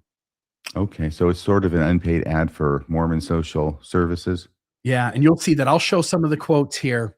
So importantly, the authors acknowledge that some religious environments really are abusive. They do this at the very end. They say that some environments really are abusive, that trauma-informed therapy is valuable, that boundaries can be appropriate, and good therapy can actually strengthen someone's faith. It can also lead to someone having diminished faith too, but they don't want to acknowledge that's a reasonable outcome as well. But I then, could tell there was going to be a but at the end of that sentence. yeah, but then you're right. And then they finish, but the article ends with a revealing test for evaluating therapy. Now think about this. Outside the world, forget being in the church. Think about this from just a worldly perspective. Does therapy make you more capable of love, sacrifice? Okay, I can sort of buy into those two. Repentance? Does professional health therapy from a professional health standard make you more capable of repentance inside the Mormon Church? Of course. Forgiveness and covenant keeping. That's their life. You should find a therapist who helps you repent and helps you keep your covenants. That Incredible. That is one allowable conclusion that your therapy is allowed to have. Or does it, now look at this, or these are the bad things, or does it make you more focused on self-protection? What's wrong with self-protection? Self-definition, in other words, learning who you are and knowing what your values are and figuring out that the church's values aren't yours. What's wrong with that? And self-gratification. I would call maybe some of that self-care. See how if you put a bad label on something, you make it bad, or you could put good labels on it and make it good. And that's only the start of my concern. So I'm going to go through a few slides here. I'm sorry if I take up a bunch of time. Number one, though, I wanted to name just the 5 main problems with this article. And I put some quotes on the right. Some of the quotes are positive, and some of the quotes show that they're playing a game, but they're using all of them right next to each other so that they are able to say to their audience they're doing good here when they're also playing games with words. So number one, it creates a suspicion. This article creates a suspicion toward therapists and coaches who may challenge Mormonism by embedding distrust in therapeutic support and in counselors who would support a Mormon's self-discovery that their Mormonism isn't true or is harmful via therapeutic straw men. The article constructs a picture of the dangerous therapist and warns believing members to watch for them. The problem is that many of its supposed warning signs could also arise from ethical therapy, helping a client recognize that aspects of their religious system, not the therapist, I got the ending there off, but not the therapist may be the problem. So there's that one. I don't want to go necessarily over the quotes. Folks can pause it and read it. Again, some of these I agree with, the quotes on the right, and some of them are showing how they're doing a bait and switch by setting the tone with one set of words and then slowly actually doing the game of apologetics with the others. Okay, next. Number 2, it shifts therapy from protecting client autonomy to protecting the faith. Therapy shouldn't aim to keep someone Mormon or make them ex-Mormon. It should help them understand themselves and exercise autonomy. If honest therapeutic exploration leads someone to conclude Mormonism is part of the problem, that outcome isn't evidence that the therapist undermined their faith. Okay, the quotes there on the right for that one. Number 3, it blurs devotion and coercion. They say that high demand religion is harmful. Or sorry, they're saying high demand religion isn't automatically harmful. Sacrifice, fasting, sexual restraint, missions, and tithing can be freely chosen religious commitments. We agree. I don't have any problem with that. I don't go into any conversation with a client and say, prayer's bad. Sacrifice is horrible. Fasting, oh my God, I can't believe you're fasting. What I do is I teach people that gaslighting is maybe happening, right? Like I have conversations with people to help them understand what gaslighting is and to ask them questions where they might notice aspects of gaslighting in their life. I talk about what shame is and how shame can be used as a mechanism by a system to get people to do things they wouldn't do otherwise. I can talk about boundaries, and a client can come to their own decision that sending their child into a room with a grown stranger man isn't appropriate. But they don't want to name the actual bad parts of a high demand religion. They want to name the general terms that none of us would go into any conversation and give blanket statements of them being bad. But so I continue here, but religion isn't immune from scrutiny either. Therapists should ask, is your participation voluntary? Oh, it's not? Like, let's talk about that. Why isn't it? What are the consequences if you say no to a calling? What are the consequences if you raise your hand and suggest that something in the church isn't accurate or right? What happens? That might be interesting to explore. Can you dissent safely? There's a question a coach or therapist would ask. Is there informed consent? Is shame or fear being used to enforce compliance? That's not necessarily pathologizing faith. That's distinguishing devotion from coercion. And yes, coaches and therapists in this space, when people either Mormon, doubting, or out come to therapists or coaches in this space, they are wanting to know why they feel the way they feel based on the things that are happening to them. I'm not telling them, they're telling me. Next, number 4, it minimizes important distinctions around shame, trauma, and boundaries. The article, that is. The article is right that not every religious struggle is trauma. Guilt can sometimes be healthy. Cutting people off shouldn't be encouraged casually. Almost every therapist or coach I know is going to agree with that. But guilt isn't the same as shame. Religious struggle isn't the same as religious trauma, and boundaries aren't necessarily rejection. The relevant question isn't simply, does religion make you uncomfortable? It's what happened and what psychological effect did it have? Number 5. Its final test exposes the article's theological bias. The article contrasts love, sacrifice, repentance, forgiveness, and covenant keeping.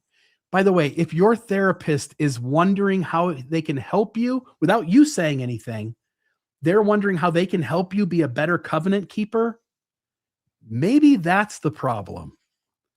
The article contrasts love, sacrifice, repentance, forgiveness, and covenant keeping with self-protection, self-definition, and self-gratification.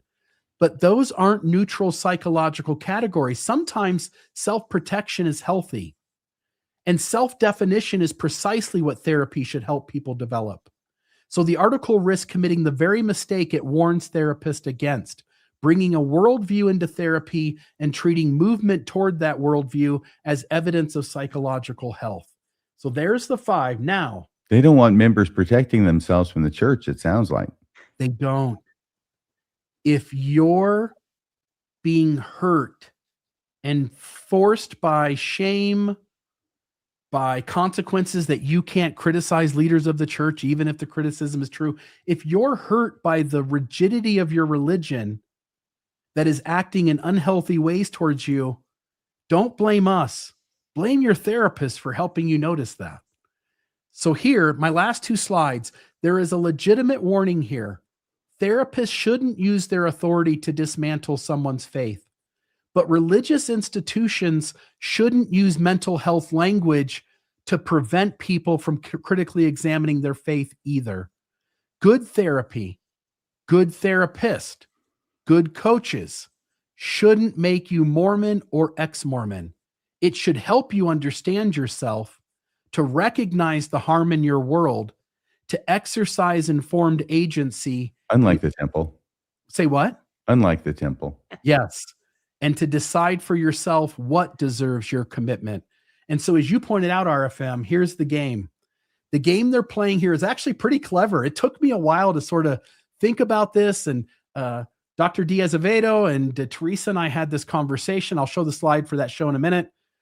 And I stammered a bunch through the episode because I was struggling to sort of articulate what it was that was going on, but I knew I was uncomfortable with it, and I was bothered by these two guys pretending to be helping under the guise of trying to get you to have a good therapist when really they're playing the game. So the game they're playing here is pretty clever.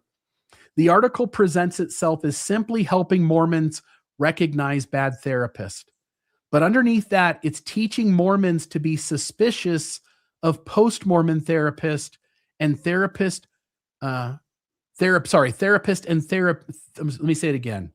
To be suspicious of post-Mormon therapist and therapists who are experienced with faith crisis, especially when therapy starts revealing that Mormonism itself might be part of the problem. And that's the trick. Normal ethical therapy can involve questioning authority, examining shame, recognizing trauma, setting boundaries, and developing a stronger sense of self.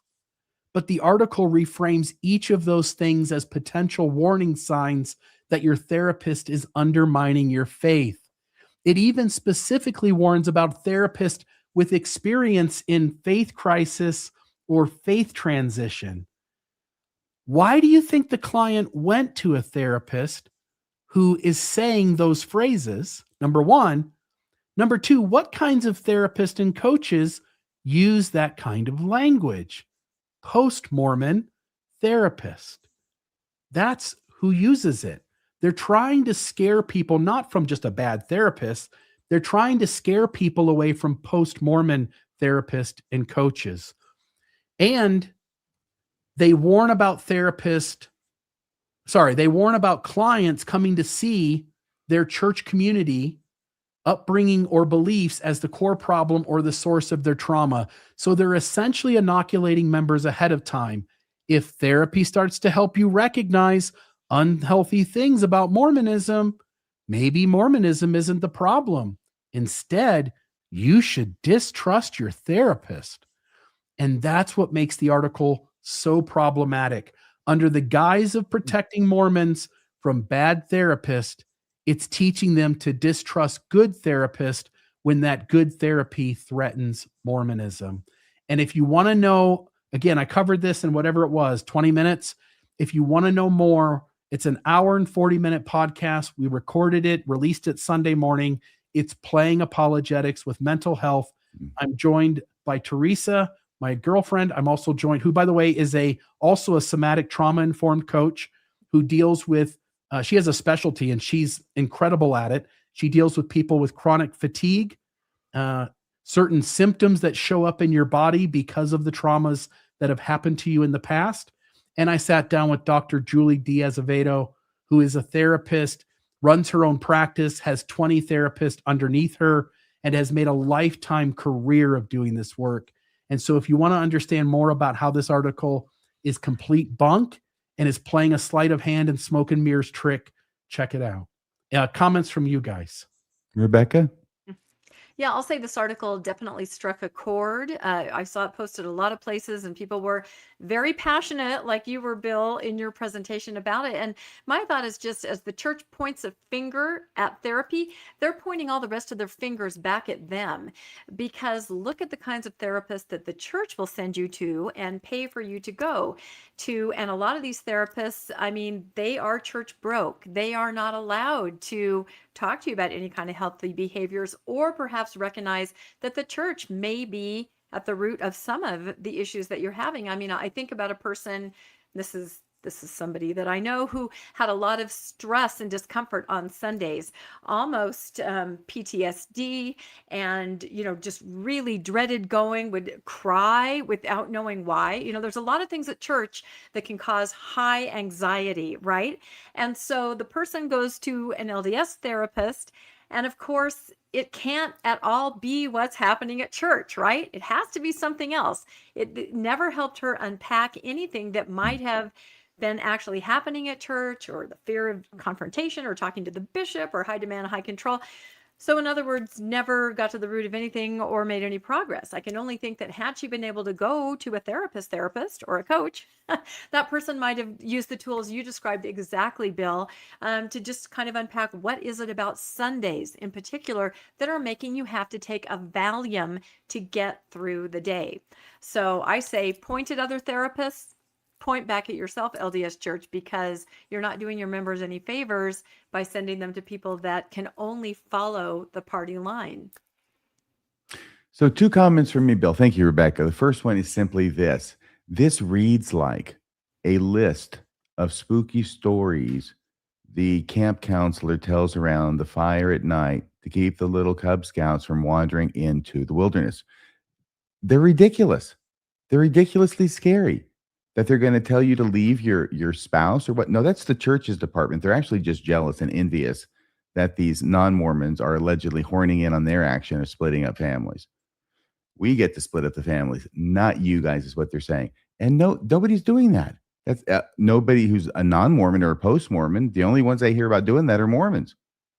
So this is just a scare piece. That's all it is, making up stories that have no basis in reality to scare people who are too immature to think about it or research it for themselves. Yeah. Hence why it's playing apologetics with people's mental health. Yeah. And here's a second comment, because this is just taking me back to when I joined the church and giants like Bruce A. McConkie roamed the earth. Well, we're going back in time, back to the future. This is from his first edition of Mormon Doctrine. Under psychiatry. Hey, Rebecca, could you read this? And then Bill, could you comment on it? Because I think it's really interesting that we're just, what's old is new again. What's old is new. Okay, the first 4 words or so are covered by our likes and our people that are watching. So I can't see those. I can start. Oh, it says the entries devil. for psychiatry. If you go to the P's and look up psychiatry in the first edition of Mormon Doctrine, you can also see other helpful articles in the same book, like Church of the Devil or Physicians. Right. I can read after that. No doubt psychiatry, the study and treatment of mental disorders, has some virtue and benefit in certain cases, but in practice, in many instances, it is in effect a form of apostate, good heavens, apostate religion, which keeps sinners from repenting, gaining forgiveness, and becoming candidates for salvation. Sound familiar? What? I was just saying, sound familiar? It does sound familiar. How far did you want me to read? Just all the way through, please. All the way. I'm going all the way. Here we go. To illustrate, an individual may go to a psychiatrist for treatment because of a serious guilt complex and consequent mental disorder arising out of some form of sex immorality, masturbation, for instance. Oh my God. This is very triggering to me to read this. It is not uncommon for psychiatrists in such situations to persuade the patient that masturbation itself is not an evil and that his trouble arises from the false teachings of the church, that such a practice is unclean, and that therefore, by discarding the teachings of the church, the guilt complex will cease and mental stability return. Yeah, you think? Okay. So in this way, iniquity is condoned, and many people are kept from complying with the law, whereby they could become clean and spotless before the Lord, in the process of which they would also gain the mental and spiritual peace that overcomes mental disorders. Page 58 through page 59, Mormon Doctrine. Oh my God, what we were raised on. Yeah. Jacob Hess, making Mormonism So true again. Ugh. I'll say this.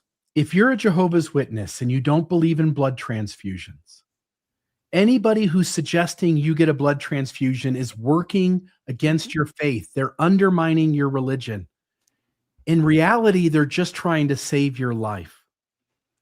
And when you're inside a system and that system does things in an unhealthy way and different than the rest of the world, as a believer, you have no choice but to see through your believing lens, and your religion is right and the entire world is wrong. But like the doctor who's trying to help the Jehovah's Witness by suggesting that you don't want to obey your religion, you really do want the blood transfusion. It's going to save your life. Now, it's your choice, but you should take the blood transfusion. In the same way, coaches and therapists are sitting down with people and trying to help them see the harm in their world and what is going on around that. What is the context? What is happening? And how does all that make you feel? And what is your experience when you constantly go through this same pattern over and over again, and you keep coming to see me because it's not going well? Why might that be? And so as therapists and coaches are trying to help people notice the patterns in their life and encourage them where the client wants to make changes or to see context maybe they were missing, and to make their life better, to have growth, to have autonomy, to have a life that has less pressure and more joy and happiness. What if it's the Jehovah's Witnesses that's the problem? What if it's Mormonism that's causing the harm? How would you know if you only chose a coach or therapist whose only conclusion they're allowed to lead you to is to stay in Mormonism? I can't hear you, RFM. The church can't stand the idea of having any of its members alone with a certified health professional. No. And they haven't since long before Bruce R. McConkie, and obviously still today and probably long after. Yeah. Well, that's an incredible story. Thank you for covering that. Now we're going, I think, to Rebecca. Late breaking news. There's a member of the church in, I think it's Hong Kong. Or is there a question? I'm going to stop you. I'm going to go ahead to my time-sensitive story of the new attractions on Temple Square. And if we have time, we'll come back to the other two that I have. So throw the slides up and I will go forward. You don't want to talk about the Mormon getting on the wrong side of the road? Oh, God. Or the law, excuse me? I do not. We will update if we have time, but here we go. Okay. Jesus Land. This is what I'm talking about. I found it so interesting. And you know I talk about this a lot. The headlines in a lot of places were new attractions are coming to one of Utah's most popular tourist spots. This is a real headline from the Salt Lake Tribune, new attractions? Yes, and I saw these new things on Temple Square called attractions in other news stories. I just thought that was funny because you know me, I'm beating that drum of it's Disneyfied, it's a theme park, and they're literally calling them attractions at a popular tourist spot. You know what Joseph Smith's favorite carnival ride is, Rebecca? Oh gosh, I'm afraid to ask. Joseph Smith's favorite carnival ride, the Zipper. Oh, God, I don't think I can get that image out of my mind, can I? I don't know if they had zippers back in the day. They're putting lots of zippers on Temple Square, I predict. Anyway, they are just going full steam ahead with all of these changes. And again, most of these follow along the trajectory of those leaked plans back in 2022, where they gave surveys to people leaving Temple Square, and they took those to heart, what people liked, didn't like, were confused about, and they're implementing these changes. And one of the things the survey revealed was that people didn't see Jesus on Temple Square.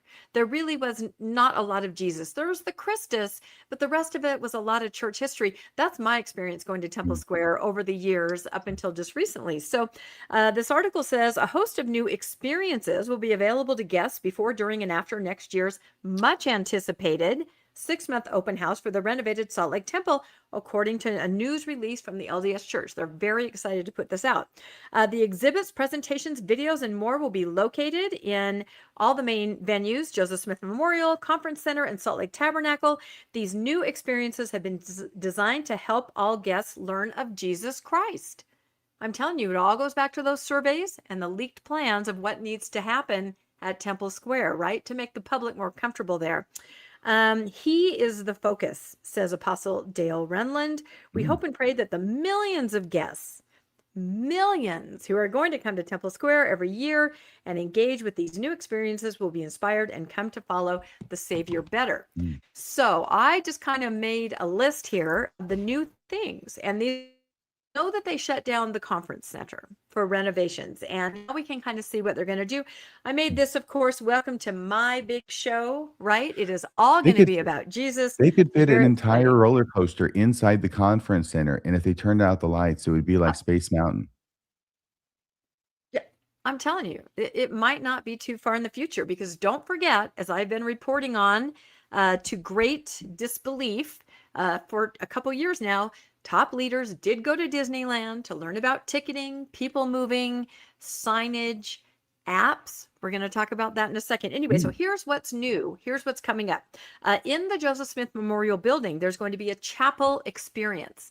That is a mock chapel, some kind of chapel where they're going to show visitors, this is, maybe they're going to do this. Here is the church. Here is the steeple. They're going to teach them what an LDS sacrament meeting is like. They're going to explain sacrament. In all of these news releases, it says /communion. Mark my words, they're going to start calling it communion pretty soon. I'm not even kidding. So you have the chapel experience. You're going to have a Life of Christ theater. You can go in and see movies about the life of Christ, a Life of Christ children's area. In the theater, they're actually going to have Jesus Matronics. They could do that. They could do that, sort of like Chuck E. Cheese. Is that what you're talking about? Maybe. They're going to have a children's area. They're going to have a children's area, where people can participate in activities about the life of Christ. Of course, what's missing here is anything to do with church history, Joseph Smith, restoration. This does not exist here. And a Life of Christ lobby with pictures of Christ where you can sit and contemplate the life of Christ. In the conference center, this is what's been shut down for a while, a prophet's gallery and displays. Now, I don't know if, I'm guessing these are going to be New Testament, Old Testament prophets, but they may also be restoration prophets. I don't know. They're really trying to keep it mainstream, so we'll have to see what kind of prophets they're talking about. The Christus statue, another replica of our famous Christus statue that we borrowed, that's going to be in the conference center. Artwork and scripture displays. Okay, and I'm guessing this is all going to be New Testament, life of Christ, a personal revelation experience. Now, what is that? I'm interested in. I do not know. I'm hoping to go and find out. I don't know if it's a room where you all sit down and ask for personal revelation. I have no idea what that is, but it sounds pretty fascinating. Maybe it's a room where you go and try to figure out who you're supposed to marry or what you're supposed to, I don't know what it's supposed to be. And a temple viewing experience, meaning there's a big window, much like they did at the Nauvoo Visitor Center, that looks out over the temple, and you can stand there and be inspired. But temple the viewing really experience. interesting thing, it sounds like people are standing around looking at the temple. That's what that sounds like. yeah, but no, it's called a temple viewing experience. You got to, I know, it makes it sound so much better. elevate Like the life of Christ petting zoo. Oh my God. Yeah, you can think of all these things. Yeah, the 90 and 99 and 1 petting zoo. But here's the really interesting thing, that Salt Lake Tabernacle, right? They no longer have conference there. They have it in the conference center, but they still have concerts and all kinds of things in the tabernacle. They're going to have a dome projection show. It's going to be like scenes from the life of Christ on the dome of the tabernacle. You cannot tell me they did not get this idea from some kind of Disney engineers, from looking at some of the things that they offer at Disneyland. I don't know if it's going to be a laser show. I doubt it. I think it's more going to be movies on the ceiling. What do you guys think about that? I mean, that's laser show would be cool. Not your grandparents' visitor center. I'll just say that. They should choreograph a 1970s laser show to Dreamweaver. I know. I've seen one of those before. I love laser light shows. Anyway, they have just upped the game substantially, and I'll be curious to hear any feedback from any of you that go and see any of these things. These are kind of things that are upcoming. I don't think they're quite available right now, but it's all in preparation for next April to October, where the entire world, forget the Vatican, they're going to be flocking to Temple Square. And not only that, speaking of the LDS Temple Open House, the tickets are coming on the market, right? Again, this is all on an app. This is all the ideas they got from Disneyland, how to move people, how to get ticketing, how to crowd control.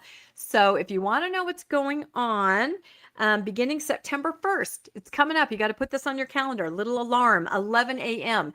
This is like trying to get Taylor Swift tickets, right? You got to be right there. You got to be ready to push that button. Guests can reserve your tickets for the open house, and you have to know what your schedule is April to October of next year. So figure that out. figure when you want to go to the open house of the Salt Lake Temple. And there it is. It's going to be Monday through Saturday, 8:40 to 8 p.m. And also remember, we reported on this, it's going to be open on Sundays. Remember that? Yeah. Noon to 8 p.m. So you Mhm. can go to church and then go to Temple Square.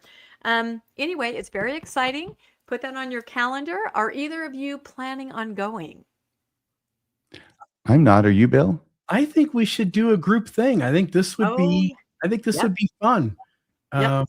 Yeah, I'm looking forward. I do have a comment, by the way. Do you mind if I share it here? No, please do. And I was going to say, a lot of us are thinking that we should reserve tickets right around Sunstone because a lot of us will be in town. And again, to go as a group, I think might strike fear into the hearts of, whoever might notice that we're there.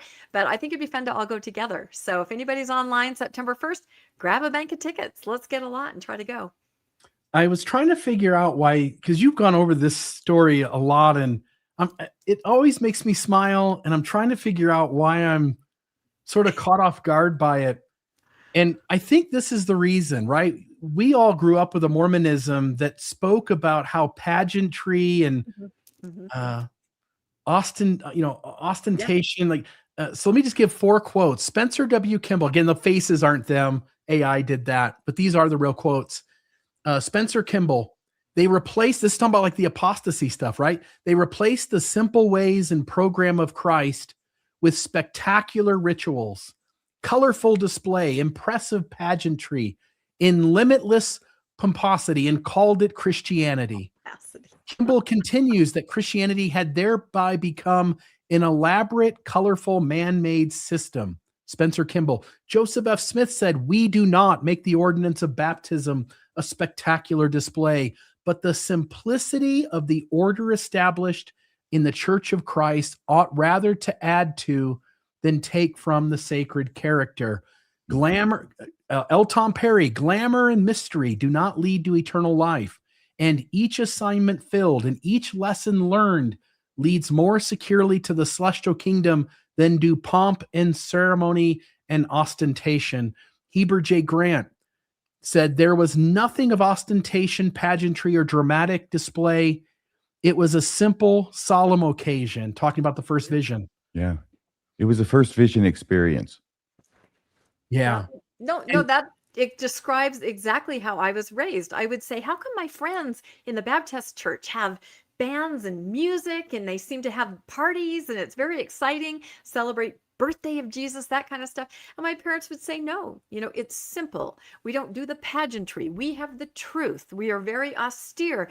I think a lot of us were raised that way, and we're kind of scratching our head at what this is now. It's way more exciting for the kids, the music, all of that. But to see the leaders getting excited about it when you very well know that that is not how we were all raised, it's really funny. But that's what you have to do to appeal to mainstream Christians, to get those converts. Change your chapel. Basically, what are we restoring? It's a horseshoe. We restored away from it, and now we're going back to what everybody has always done. It's kind of like an anti-restoration. This is the opposite of a plain chapel with no art in the chapel and sandpaper stapled to the walls all over the building. This is the opposite of that. And what it indicates is what they've done in the past is no longer working. They are to a point where they need to break their own statements and create pageantry, create ceremony, create fun, make Temple Square an amusement park, because people aren't going to go there otherwise. Yep. No, I think they really did pay attention to those surveys. Some of the other things on the surveys that led to these plans were women said they didn't feel comfortable there. Minorities said they didn't feel comfortable there. And everybody said, we don't know what the hell it's all about. We came here, we looked at a building, we have no idea what your religion is or what your temple is. And you can see the things they're implementing, the little dollhouse cutouts, things like that. They're trying to show people what Mormonism is about based on feedback saying, we don't know. Temple Square told us nothing, and we felt weird and unwelcome. Yeah. So thank you so much for covering that. I think that they're framing this sort of like a World's Fair. From Exactly. April to October. I was just doing a little research for whatever reason the other night, which means something crazy came up in my feed and I clicked on it. And it's the Seattle World's Fair, 1962, from April to October. And then I thought, oh, I think that's what the church is going for. That look. Yep. If only they had Elvis, I'd be there in a heartbeat. There might be an Elvis impersonator. Maybe one of the 12. I'm trying to think which one would do that best. Probably Uchtdorf. Which of the could probably pull 12 that off. plus the Yeah, 3 which of the is 12? the most likely to be an Elvis impersonator? Yeah. In the chat, go. I think David Bednar. Really? I think he can swivel those hips when he needs to. He's got a good head of hair, maybe, but I don't know if he has the charisma. Elder Razband. Oh, Elder okay. Razband. Okay. Well, since my baby left me, Bum, bum. and from our local overachiever, Bill Reel, is going to cover a story about another overachiever, at least self-professed overachiever, named Elder Kieran. This is another one. When I saw the title, I go, oh, look at this guy doing self-deprecating humor about how much he's accomplished in life, you know? Oh my gosh. The article is actually much more interesting than that.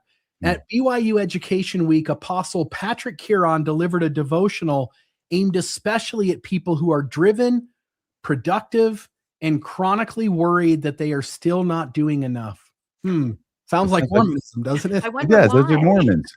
He's talking about Mormons. Well, that makes sense. He's a Mormon apostle. Don't go to a therapist and find out why you feel that way, for God's sake, right? No, don't do that. Kieran acknowledged that goal setting and achievement can be valuable and are particularly prominent within Latter-day Saint culture, but warned that they become unhealthy when people begin tying their self-worth to productivity and success. Achievement for the sake of achieving does not result in lasting peace, he said. Now, I want you to take note of this, because when I read the rest of this, you're going to notice it sounds a lot different than the messages of the past. And so with that, the article there is on the right. Latter-day Saint Apostle shares his own struggle with achievement. As I go to the next two slides, I put an old Mormon quote on the right, and it'll be the Mormonism we all remember. And then I'll read Kieran's words on the left. I'll read the quote on the right, and notice they don't match. So here we go. This is Kieran again, or this is me making notes about Kieran's talk. Perhaps the most significant part of Kieran's message was directed at Latter-day Saints who wonder whether their best will ever be good enough. He told them explicitly that your best is certainly good enough, that these people are deeply loved, and it isn't your achievements that define you. That's new. I don't think Mormonism's ever said that before. His conclusion pushed against a transactional model of spirituality.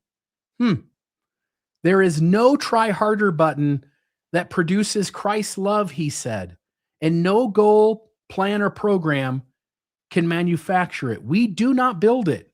We receive it from him at his hand. That's a message I've not heard before in Mormonism. Here's Marion G. Romney. This is the Mormonism I grew to love. He said, the truth spoken by Nephi when he said, we are saved by grace after all we can do. And then he gets his own words. Marion G. Romney said, it will require maximum effort for us to bring ourselves within the reach of the atoning blood of Jesus Christ so that we can be saved. There will be no government dole which can get us through the pearly gates, nor will anyone go through those gates who wants to go through on the efforts of another. That's the Mormonism I grew up to love. That's it. Sounds like your best to me. Yeah. All right. So I'm going to read the rest of here my comments on Kieran, and then we'll read this other quote. Perhaps the most significant part of Kieran's message was directed at Latter-day Saints who wonder whether their best will ever be good enough. He told them explicitly that your best is certainly good enough. Is that the same one I had before? Your best is certainly good enough, that they are deeply loved. It is. It All the way is. through. It's the same message over and over. Yeah, well, it is, but I should have had, dang it. Well, isn't it Doctrine and Covenants, section 17, verse 4? 14:7. Read it to 14:7 that says that, eternal life is given to those who keep all the commandments of God. That's all you got to do is keep every effing commandment, every waking moment of your entire life. And sometimes when you're in your sleep, right, Elder Packer? So you just got to, that's all you got to do. It's not your best. It's just doing everything that you're told to do. Let's see here. All works based, right? It was described to me once the difference between Mormonism and Christianity. In Christianity, if somebody falls into a pit of quicksand and they're struggling, Jesus reaches down and helps you back up with his I mean, love. if you yell for right? him first. Right? Well, yeah, you probably do. In Mormonism, Jesus stands on the side, filing his nails. You struggle, you claw, you are desperate. You do every single thing you can possibly do until you're about to die, and then he'll reach down and pull you out. That's Mormonism. And that was supposed to be a positive lesson in young women. Oh, that was a lesson you actually had? Oh, yeah. Yeah. We have to do every single thing we can until we're almost dead from trying. Yes. And then we have earned Christ's help. That's your And best. then they made fun of regular Christianity. Christ just helps you. Who does that? Yeah. It's a very sick message. All right. So here was the quote I'm missing. Kieran argued that excessive striving can become spiritually counterproductive because it puts the individual, their effort, their hustle, their accomplishments, and their self-improvement at the center of the story rather than Christ. But that's what Mormonism taught us to do. His message was essentially an invitation to slow down, drawing partly on his own tendency toward overachievement. He encouraged members to embrace rest, stillness, Sabbath observance, contemplation. Does Mormonism really want you contemplating? I don't think so. No, it does not. Absolutely not, Bill. But you see, he can't help himself because what he has done is saying, instead of doing everything the church tells you to do, I'm going to give you 4 more things you got to do on the Sabbath. Yes. It looks like he's giving you a break. Yes. But the old commandments never go away, do they? No. Here's some more commandments that you need to follow so that you won't feel so bad about not keeping all the first commandments. So rest, stillness, Sabbath observance, and contemplation, rather than treating discipleship as another endless checklist of things to accomplish. Let's see. Embrace rest, check. Stillness, check. Sabbath observance, check. And contemplation, check. Please slow down, he said. Be still and wait for the Spirit of the Lord. Now, let me add this one back, take that off the screen, add this one back up. This was N. Eldon Tanner. Again, this is the Mormonism I grew up with. Yeah. If you are happy, continue to work. Idleness gives room for doubts and fears. Mm-hmm. If sorrow overwhelms you and loved ones seem not true, work. If disappointments come, work.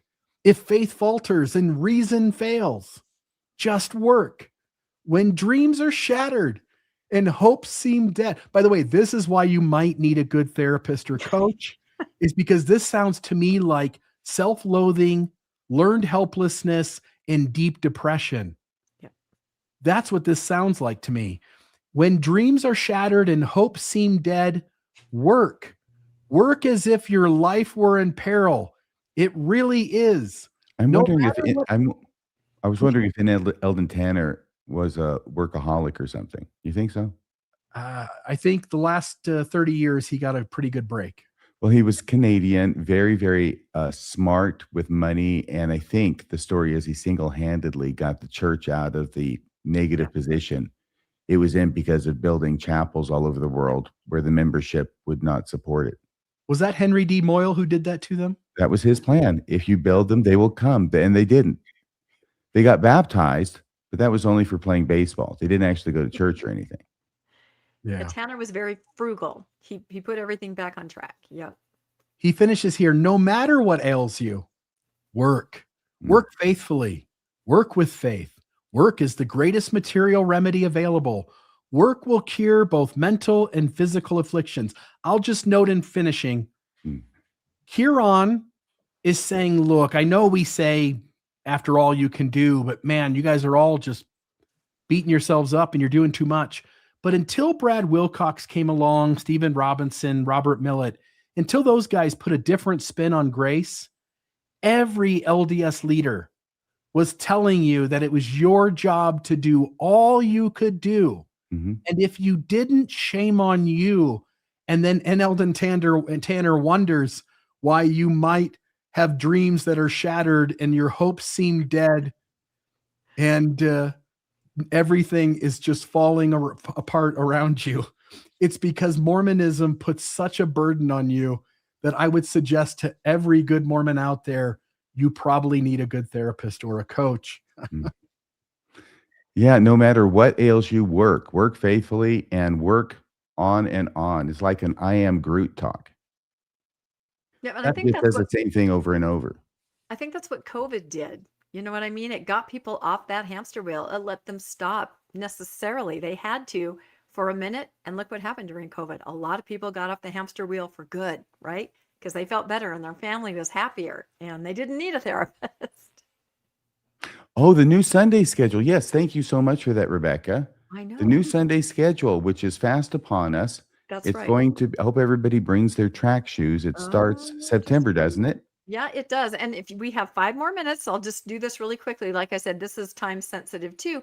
Of course, we all know the new schedule is going to start on September 6th. Now, the new schedule is going to be sacrament meeting for, I think, 50 minutes and then 2 25-minute Sunday school, young men, young women, priesthood, relief society with a 5-minute break in between. This is something that looks great on paper, right? You can see it on paper, but I'm telling you, bathroom breaks alone are going to crumble this entire system. There's an awesome article in by Common Consent, and I kind of paraphrased it here, where they came up with a bunch of reasons that this is just not going to work, or actually not really made for real people, right? It looks great on paper, but it's not going to work. 5 minutes is not enough transition time. We just talked about that. Parents with small children have even more to do, getting them to nursery, getting them to primary, taking them to the bathroom. No way that's only going to take 5 minutes. Bathroom breaks become almost impossible. I talked to a friend who's in church leadership. He is already gearing up to leave sacrament meeting early, use the restroom to get to his class in time. People are making plans. Older and disabled members can't be expected to rush. And this is absolutely true. It's hard to get to those classes, especially for somebody that's older or disabled. Church buildings are not designed for everybody to move at once. You know, that's true. You know how narrow those halls are. And as Bill pointed out, sandpaper, stapled to the walls. It's very uncomfortable. It assumes that every meeting ends on time. If you go over by 2 minutes, everything is thrown into chaos. Primary is going to create a major traffic problem as parents literally throw their children into the room or into the nursery as they run to their own class because they've only got 25 minutes. It discourages one of the major benefits of attending church, and that is community. And that's my big issue here. This is why I keep talking about this loss of community. And as I look at faithful social media, people recognize this and they are concerned and they're really sad about what it's going to mean. Socialize before church conflicts with this emphasis on reverence. Socializing after church doesn't really work either. Primary teachers may miss the after church socializing entirely, and it may particularly hurt people who rely on church for their only social connection. And informal conversations can actually be ministering in the hall. They are. That's how you check on people in a normal way. And this is not going to happen. There is going to be an absolute drill sergeant, I guarantee you, in the halls that is going to be getting people to class, moving them to class. And the schedule may work perfectly on paper, but very poorly with actual humans. And so I made this little meme here. This is what we're going to be wearing to church now. It's a tracksuit. You got a stopwatch. You got your wristbands. You got your headband. You got your water bottle, because you have got to get there. And now the focus is on, this intense getting there in 5 minutes. But I'm hoping, Bill, that you can just pull up this thing that popped up on my feed today. Like I said, faithful members are concerned. They're worried. They're trying to strategize. They're trying to work it out. This is a Relief Society presidency member, I'm assuming, in Arizona. And there's something that they do that everybody in their ward is really concerned is not going to happen anymore, but they're going to fit it in. By gosh, they're going to do it. With the upcoming changes to the schedule for second hour in church, I have been receiving a lot of questions about whether or not our Relief Society is going to continue with our Diet Cokes and treats. And if we are, how is that actually going to work? And so I am here to tell you kind of how we're going to do that and the way we see it working in Our Relief Society. The tradition of bringing Diet Cokes and treats to class is going to stay. We feel like it's a very important element of Our Relief Society. Part of the reason as to why we come to Relief Society on Sundays in the handbook is to build unity. And we have found that there is a lot of sisterhood created in the friendships made as we sit and drink our drinks and eat our treats. So Okay, that's enough. You don't have to show anymore. And I'm laughing, sort of, but I'm not laughing because this sister and the sisters in her ward are literally completely concerned about losing this community. They have this tradition of dirty soda and treats. It's basically like the other Christians do coffee and donuts. You chat, you have community, you bond over treats. But she goes on later to say, now, during the 5 minutes, we're going to be working very quickly to get you all of your treats, handing them out really fast. So then you can sit down and then participate in the meat of the gospel, as she says. So more power to this lady. You know what? Trying to keep it normal when her church has said, oh no, you got 5 minutes and then you got 25 minutes. And it's a total, I'm going to put out a call to everybody. If you are going to church in September, please drop me a line and let me know how it goes. Let any of us know how it goes. I think we would like to do some kind of follow-up on how it's all happening. That first Sunday, they're going to be showing instructional videos on how the hell to make the system work, right? But then going forward, it's actually going to be in practice. So I'd love to hear some feedback on that. So anyway, that's the last story I have. Any thoughts from you two on Diet Coke and treats? I'm guessing priesthood doesn't get that. And just the schedule in general as we're ending here. Can we go to you first, Bill? I'm still trying to recover from this. What church is this? This is not the church I was baptized into. Oh, We're no. going to continue our tradition of drinking Diet Coke in I Relief couldn't bring a Society. Diet Coke to What church. the holy hell just happened? Here's my thought. Jacob Hansen a few weeks ago wanted Mormons who would die for the gospel of Jesus Christ. And that sounds significant. But why not at least make a mild sacrifice and where it depends? This will allow you to go from sacrament to Sunday school to priesthood. You'll make it. You just let it go. Right in your depends diaper. This is less of a sacrifice than dying for the gospel of Jesus Christ. You Mormons, you can do this. You can wear a diaper and not miss any of your classes because this is what the Lord requires of you. Yep. That's great. Amen. All this frenetic Amen. activity you're describing that's going to be taking place during the 5-minute break is bringing to mind the the knighting scene from The Court Jester. I was going to play that with Danny Kaye, but I thought you and I would be the only ones that would get it, where they said, speed up the ceremony. And they're like, make the promise, it just goes so fast. It's going to be ridiculous. I can't wait. Yes. Very good. Well, is that everything? I'm not even sure that's everything. Let me see. That was No, there were some Bill's? earlier ones, but we're going to save those till next time Oh, no. because they're not time sensitive. So Right. we can end, yeah. Well, there's a story that Bill still has in the lineup, Rebecca. Did you want to talk no, about? that's mine. That's another one that we'll just Oh, save that's till next yours time. too? Yeah, I had a bunch of little stories that were kind of in there that were interesting, but we'll do those next time. Okay. Doesn't look like there's anything little about this story. Oh, no. All right, then. Well, we do get to talk about what's coming up next. And every Monday night, the next thing that's coming up is Tuesday, which is when Mormonish Woohoo! has its show. So, I'm sorry. Here, let me just remove this. I'll go down Move here. forward. We'll move forward to what comes next. And Woo! tell us about it, Rebecca. Well, I don't know if you guys have heard of this soundtrack that is out, Ex-Mormon the Musical. It's audio for now, but it's the soundtrack of a musical. And I think someday it actually will be a musical. It was created by John and Rochelle Moyer. You may be familiar with John Moyer. He created the Singles Ward movie that you may have seen back in the day, the RM, the home teacher, right? All of them? All those. Yeah. And so he and his wife have gotten together and put together this musical with songs that reflect a deconstruction journey. They're funny, they're poignant, they're wonderful. And so we're just going to get to know them. This is on Tuesday night at 6 p.m. And then RFM, just for you, we are on episode 7 of Who Authored the Book of Mormon with my guest, Patrick. We're going to be talking about court cases where word print studies are admitted and used as evidence, and also some conspiracy theories that post-Mormons find themselves believing, whether they know they do or not. So that will be either Thursday or Friday. I'm not sure yet. But again, continuing series, episode 7. And that's all I have coming up next week.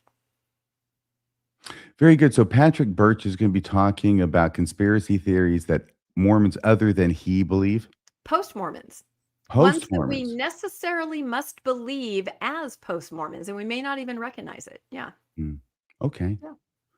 Little introspection's never a bad thing. This Wednesday on Mormonism Live, we've got an interview with Thomas W. Murphy and his new book that's just come out.